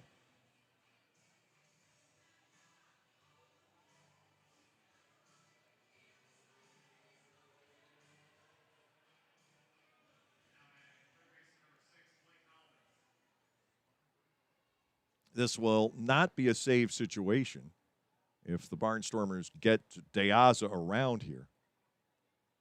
And Schumann threw 35 pitches last night. But it looks like he's coming in for the 2nd night in a row. Fastball is high to Allemond, 1-0. De La Rosa waits on deck. 8-5 Lancaster, top of the 9th inning. Espinal, Sanford, and Sanchez are the scheduled York hitters. Throw goes to first base. Back in is DeAza. They don't trust him. Mercedes and Robinson with stolen bases tonight. 9 for Mercedes on the year now. 6 for Trayvon. It's very spread out through this club. Allemond awaits the 1-0. Takes a strike. We go to 1-1. It hasn't been, in general, a fabulous night at the plate for the Barnstormers when you consider what this team has done recently. But they've been able to use the 9 walks and the 8 hits, along with a couple of errors, to put 8 runs on the board. Allemond seeking the 1-1 pitch, pounds it foul to the left. 1 ball and 2 strikes on the Lancaster third baseman. 8 runs, about the average for this club, but they went through that spell prior to last night, 51 runs in 3 games. That was crazy. You kind of get used to that, too. 1-2, driven to left center field by Allemond. That ball is down. DeAza will make the turn and head to third. It's pinched off before getting into the alley by Harris. A single to left center for Allemond. He's got a hit tonight. Runners are at first and third. And can Anderson De La Rosa have an even bigger night than he's already produced? 2 out of 3, 2 runs scored, 2 runs batted in for the Barnstormers catcher. And Lancaster now with 9 hits in the game. That's all they had last night. DeAza at third, Allemond at first, De La Rosa the batter with Rondon on deck.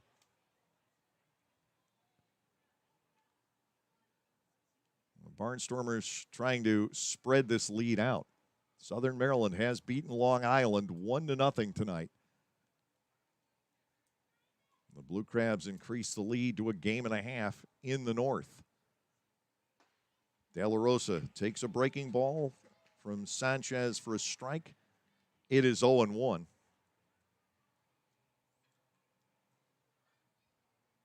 Couple of chances here to get De Asa home from third. We'll see if Alamund runs at any point.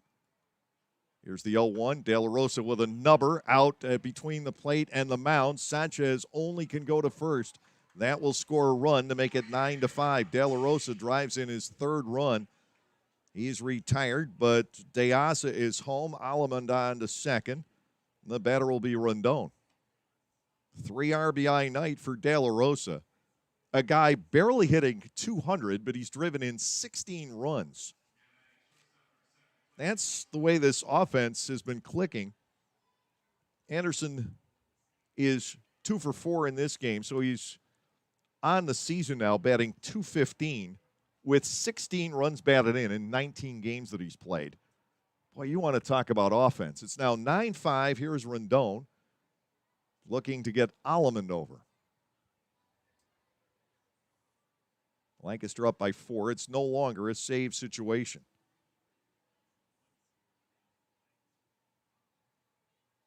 Sanchez to the plate. Rondon swings over the top of that. It's 0-1. Clay Luis a little off his last couple of plate appearances. He's taken some poorer swings than we're used to seeing.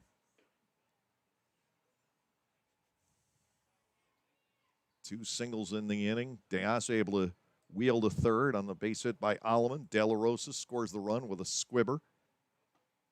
Swing and a miss by Rondon. It's 0-2, and he's getting fooled by off-speed stuff here. Couple of strikes to the Barnstormers shortstop. Lancaster with runs in 6 different innings tonight.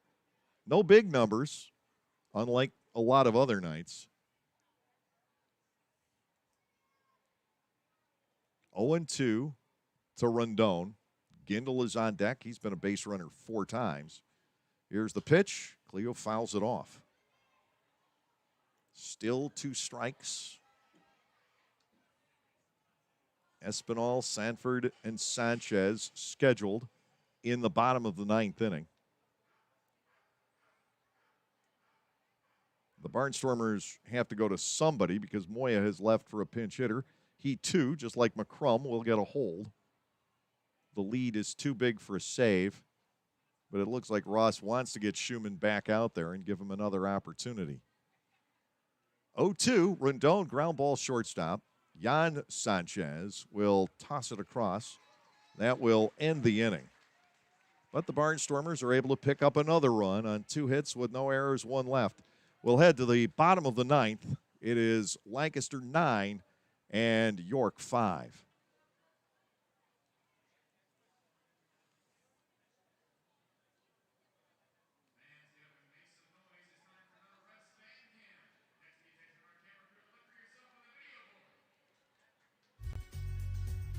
We are finally back enjoying Barnstormers baseball. I'm Adam Gocknauer from Gocknauer Appliances and thrilled to be sponsoring Barnstormers baseball yet again. We also wanted to thank all of you for your incredible support for our business during the pandemic. We are so happy to still be here helping you with the best brand names and the best prices of major appliances in the area. Enjoy the game, and we will continue to service you now and into the future. Gocknauer Appliances in East Petersburg and on the web at gocknauers.com. New to Clipper Magazine Stadium in 2021 is Otto's Hospitality. Otto's is totally committed to the fan experience, from quality to convenience to safety. And they are committed to Lancaster, using local food purveyors whenever possible.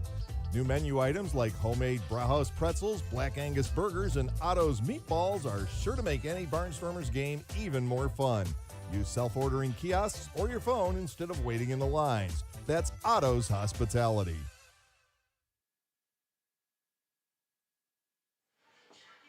Scott Schumann it is as we go to the bottom of the 9th inning. I really thought Ross might give him 1 day off before going back to him after that rough outing last night. Schumann has been so good for the Barnstormers since the beginning of 2017. Last night, arguably, his worst outing that he has had in a Lancaster uniform, giving up 4 in the top of the ninth as Long Island rallied for the 6-5 lead, and Ross is getting him right back out there. It's a non-save situation because of the run that crossed the plate in the top of this inning. Espinal, Sanford, and Sanchez, 9, 1, and 2 are the scheduled hitters. Schumann was not sharp last night. His velocity a couple miles per hour down. It just seemed right from the warm-up throws that he wasn't comfortable last night. And we'll see what this night brings. Leading off is Walner Espinal, 0 for 2 with a walk and an RBI. Remember, York grabbed a 3-0 lead in this game in the bottom of the second inning on 4 walks and a dropped pop-up. Barnstormers have scored 9 of the last 11 runs. Schumann to Espinal, way outside for a ball. It's 1-0. Ross has got to keep a close eye on this. You'd love to see Schumann have a shutdown inning here, even though it's not a save situation. 1-0 pitch, strike, and Espinal bats at 1-1.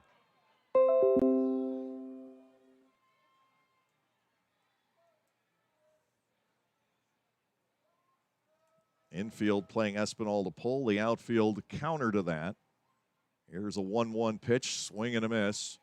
Schumann is ahead of the number 9 batter at 1 ball and 2 strikes. Lancaster trying to go up 5-2 in the War of the Roses here in 2021. York winning the season series in 19. 1 ball, 2 strikes. De La Rosa sets the target. Schumann to the plate, popped up foul and out of play by Walner Espinal.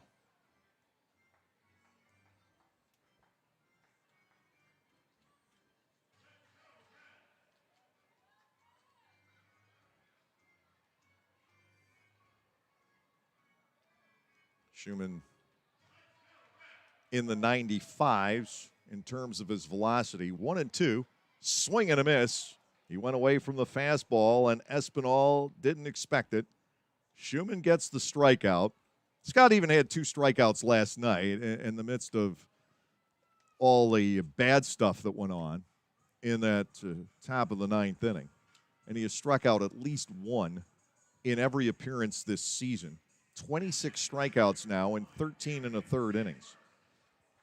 Here's Darian Sanford, who's 0 for 4. But it was his pop-up that got dropped, creating havoc. Back in the second inning, Schumann to the plate. Fastball good for strike. It's 0-1. Well, this is vintage Ross, although I expected it to go by another night before he got Schumann back in the saddle. 0-1 to Sanford. Popped up, shallow right. Back goes Mercedes. He's there for the catch, 2 outs.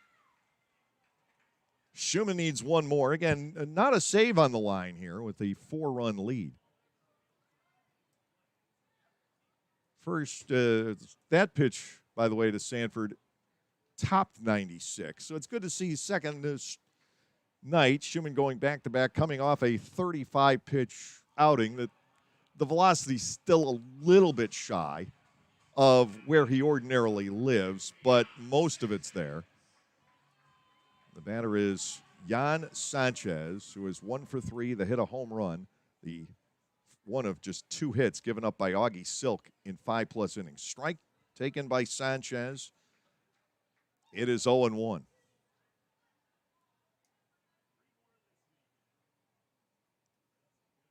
Lancaster trying to get back to 500 and stay within 2 of the division-leading Southern Maryland Blue Crabs. 0-1. Tapper foul. Schumann's a strike away from pinning this one down. Right now, Stan Clyburn, manager of the year in the Atlantic League, no questions asked. Lexington has the better record, but P.J. Phillips' club is loaded.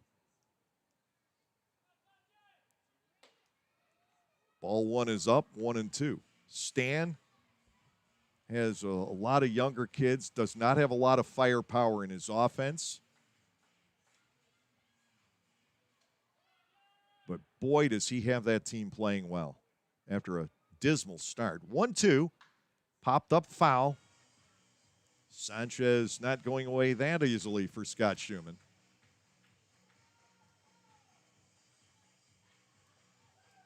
One ball, two strikes to the York shortstop. The Barnstormers leading 9-5 with play here in the bottom half of the ninth inning. Schumann ready to go. Here's the 1-2. Tries the breaking ball but misses. 2 balls and 2 strikes. Catcher Carlos Castro waits on deck.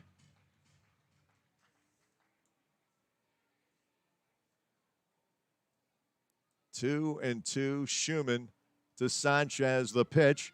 Chopper foul. Sanchez, who's swinging the bat so incredibly well for this York ball club, just being stubborn here in the ninth inning.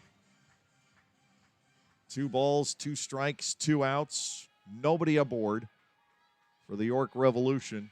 That Sanchez refuses to throw in the towel. Still 2-2. Schumann ready to go. Here's the pitch. He got him. A swing and a miss. And a much better night tonight for Scott Schumann. He strikes out 2 in a 1-2-3 inning in the top half of the ninth. The Barnstormers secure the victory. Lancaster goes up 1-0 in this series, 5-2 in the War of the Roses, and the ball club overall on the season with a record of 16 wins and 16 losses. We'll be back with the line totals, the out-of-town scoreboard in just a moment. Our final this evening, the Lancaster Barnstormers 9 and the York Revolution 5. Like craft beers? Then the best place to be in Lancaster is Clipper Magazine Stadium. That's right, celebrate baseball or just a night with your friends at the Broken Bat Deck down the right field line. The Broken Bat features more than 20 local craft breweries, plus product from a local winery. Food including Otto's Meatballs is sold off a pub-style menu. So get together, hang out with your friends, or make some new ones. Enjoy a night of craft beer sampling along with a Barnstormers game. I'm an aficionado. I'm a sneakerhead. I'm a foodie. Gamer. I'm a gym rat. There are many names for enthusiast. A fashionista. But there's only one way to become one. By going all in. The Lexus IS Sports Sedan is our obsession. Relentlessly engineered and designed to be the most responsive IS ever. It's what we call going all in on the sports sedan. The Lexus IS. See Bobby Rahal Lexus in Mechanicsburg or Lancaster County.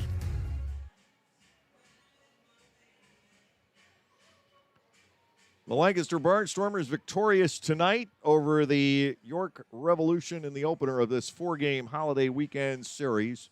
9 runs, 9 hits, an error, and the Barnstormers strand 9. 5 runs on only 4 hits for York. 2 errors. Those came into play. And 6 runners left on base for the Revolution. Garrett Granitz picks up the win tonight. He is 1-0. The loss to Brandon Fry, now 2-2 on the season. No save. Holds, though, go to Jordan McCrum and Gabriel Moya here this evening. The home runs in the ball game, York with one by Jan Sanchez, his 4th of the season. He went to right field, going the opposite way, leading off the 3rd inning. The Barnstormers with a leadoff home run in the 6th off the bat of Anderson De La Rosa, yanked over the wall and left. His 3rd home run of the campaign. 3 hours, 29 minutes. The time of the game tonight, 1,847 on hand here at Peoples Bank Park. Biggest night tonight, my Barnstormer was Anderson De La Rosa, 2 for 4 with a home run and 3 runs batted in. Caleb Gindel, a base runner 4 times on 3 walks and an RBI single. The Barnstormers take this one 9-5. York scored 3 quirky runs in the bottom of the second inning. They didn't need a base hit to do it. 4 walks from Augie Silk, 4 of the 6 he would allow on the night. Allowed the first run to score. Then with the bases loaded, Darian Sanford hit a pop fly to shallow right field. Caleb Gindel called off Melvin Mercedes and dropped it. The error allowing 2 runs to score. York was up 3-0. Lancaster got 2 back in the third inning. A couple of walks and then a ground out. Moved runners to second and third. Blake Galen got 1 across with a sac fly. And then Trayvon Robinson picked up the Barnstormers' first hit of the game, slapping a sharp ground ball off the glove of starting pitcher Jake Welch. It trickled to the right side of the diamond. No play for Walner Espinal. The Barnstormers had gotten a couple of runs back. It was 3-2. Jan Sanchez started off the bottom of the third with a home run as York rebuilt its lead to 4-2. Lancaster was able to tie it up in the fourth inning. It was an aborted start to the inning in a sense. Kelly Dugan drove a ball off the wall and left, but could only make it to first. He still hobbled. Devon Torrance pinch ran. A pass ball sent Torrance to second. Then he tried to head to third on a Blake Alleman ground ball to shortstop. He was cut down in a rundown. Alleman was safe. Welch walked the next 2 batters. A wild pitch scored 1 run, and Caleb Gindel with an infield base hit. Ball stung on the right side that got away from Espinal. Tied up the ball game. It was 4-4. De La Rosa gave the Barnstormers a brief lead with his homer to left in the 6th inning. York put a major scare into the Barnstormers in the bottom of the 6th. James Harris led off against Augie Silk with a drive off the top of the left field wall. He would steal second after failing to get to second base on his blast to the wall. Andrew Dundon walked, and then J.C. Encarnacion greeted Garrett Granitz with a double into the right field corner. Gindel got it out of there in a hurry. That second run never scored. It was 5-5. Runners at second and third, nobody out. But the infield played in. Josue Herrera bounced out to Galen. The runners held. And then Tyler Hill hit a ground ball to Melvin Mercedes, who fired to the plate, cutting down Dundon. Granitz struck out Walner Espinal looking to close out the inning. It was 5-5. The Barnstormers jumped on the chance. An error by the shortstop Jan Sanchez against Trayvon Robinson got Lancaster underway in the 7th. Robinson had to hold at first base as DeAzo was robbed on a diving catch by the third baseman Dundon. And Trayvon stole second, came across on a ground rule double to right center, a vintage drive off the bat of Ladarius Clark. He owns that alley, and Clark, with the pinch hit double, put the Barnstormers in the lead. He would score from third, going there on a wild pitch, and he scored on an Anderson De La Rosa single to left, just escaping the diving attempt by James Harris out there. The Barnstormers were up 7-5.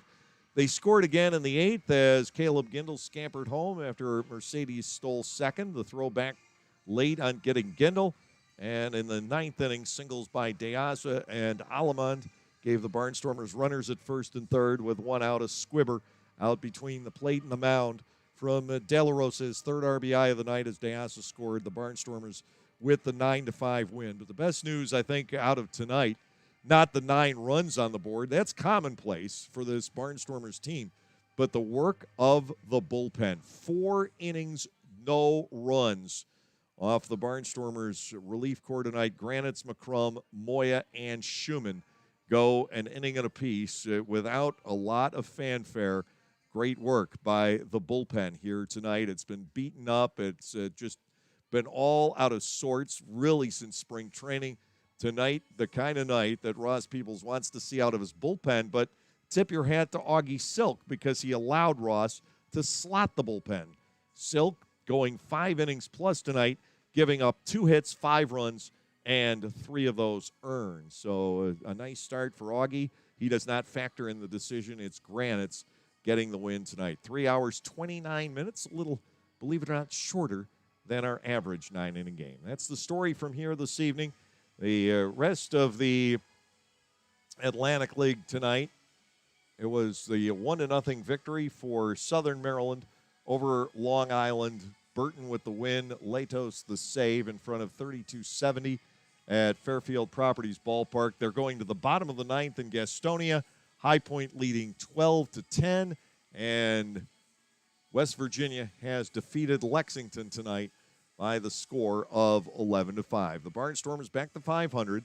They're within a half game now of the Long Island Ducks, 2 behind the Southern Maryland Blue Crabs in the Atlantic League's Northern Division. That will do it for us. Now, for all the cast and crew back at Clipper Magazine Stadium, our video producer Ryan Cortazzo, and our presenting sponsor, Gockenauer Appliances of East Petersburg, I'm Dave Collins. Have a great evening, everyone. Again, celebrate the Barnstormers in Clipper Magazine Stadium winning the best ballpark in the partner leagues for the second consecutive season, but even more so, celebrate America. It's 4th of July weekend. Enjoy it, everybody. Hot dogs, baseball, apple pie, and mom here on the 4th of July weekend. Celebrate it, and the Barnstormers on the road for 4, back home Tuesday to take on the Lexington Legends, and at that point, we'll see you at the ballpark.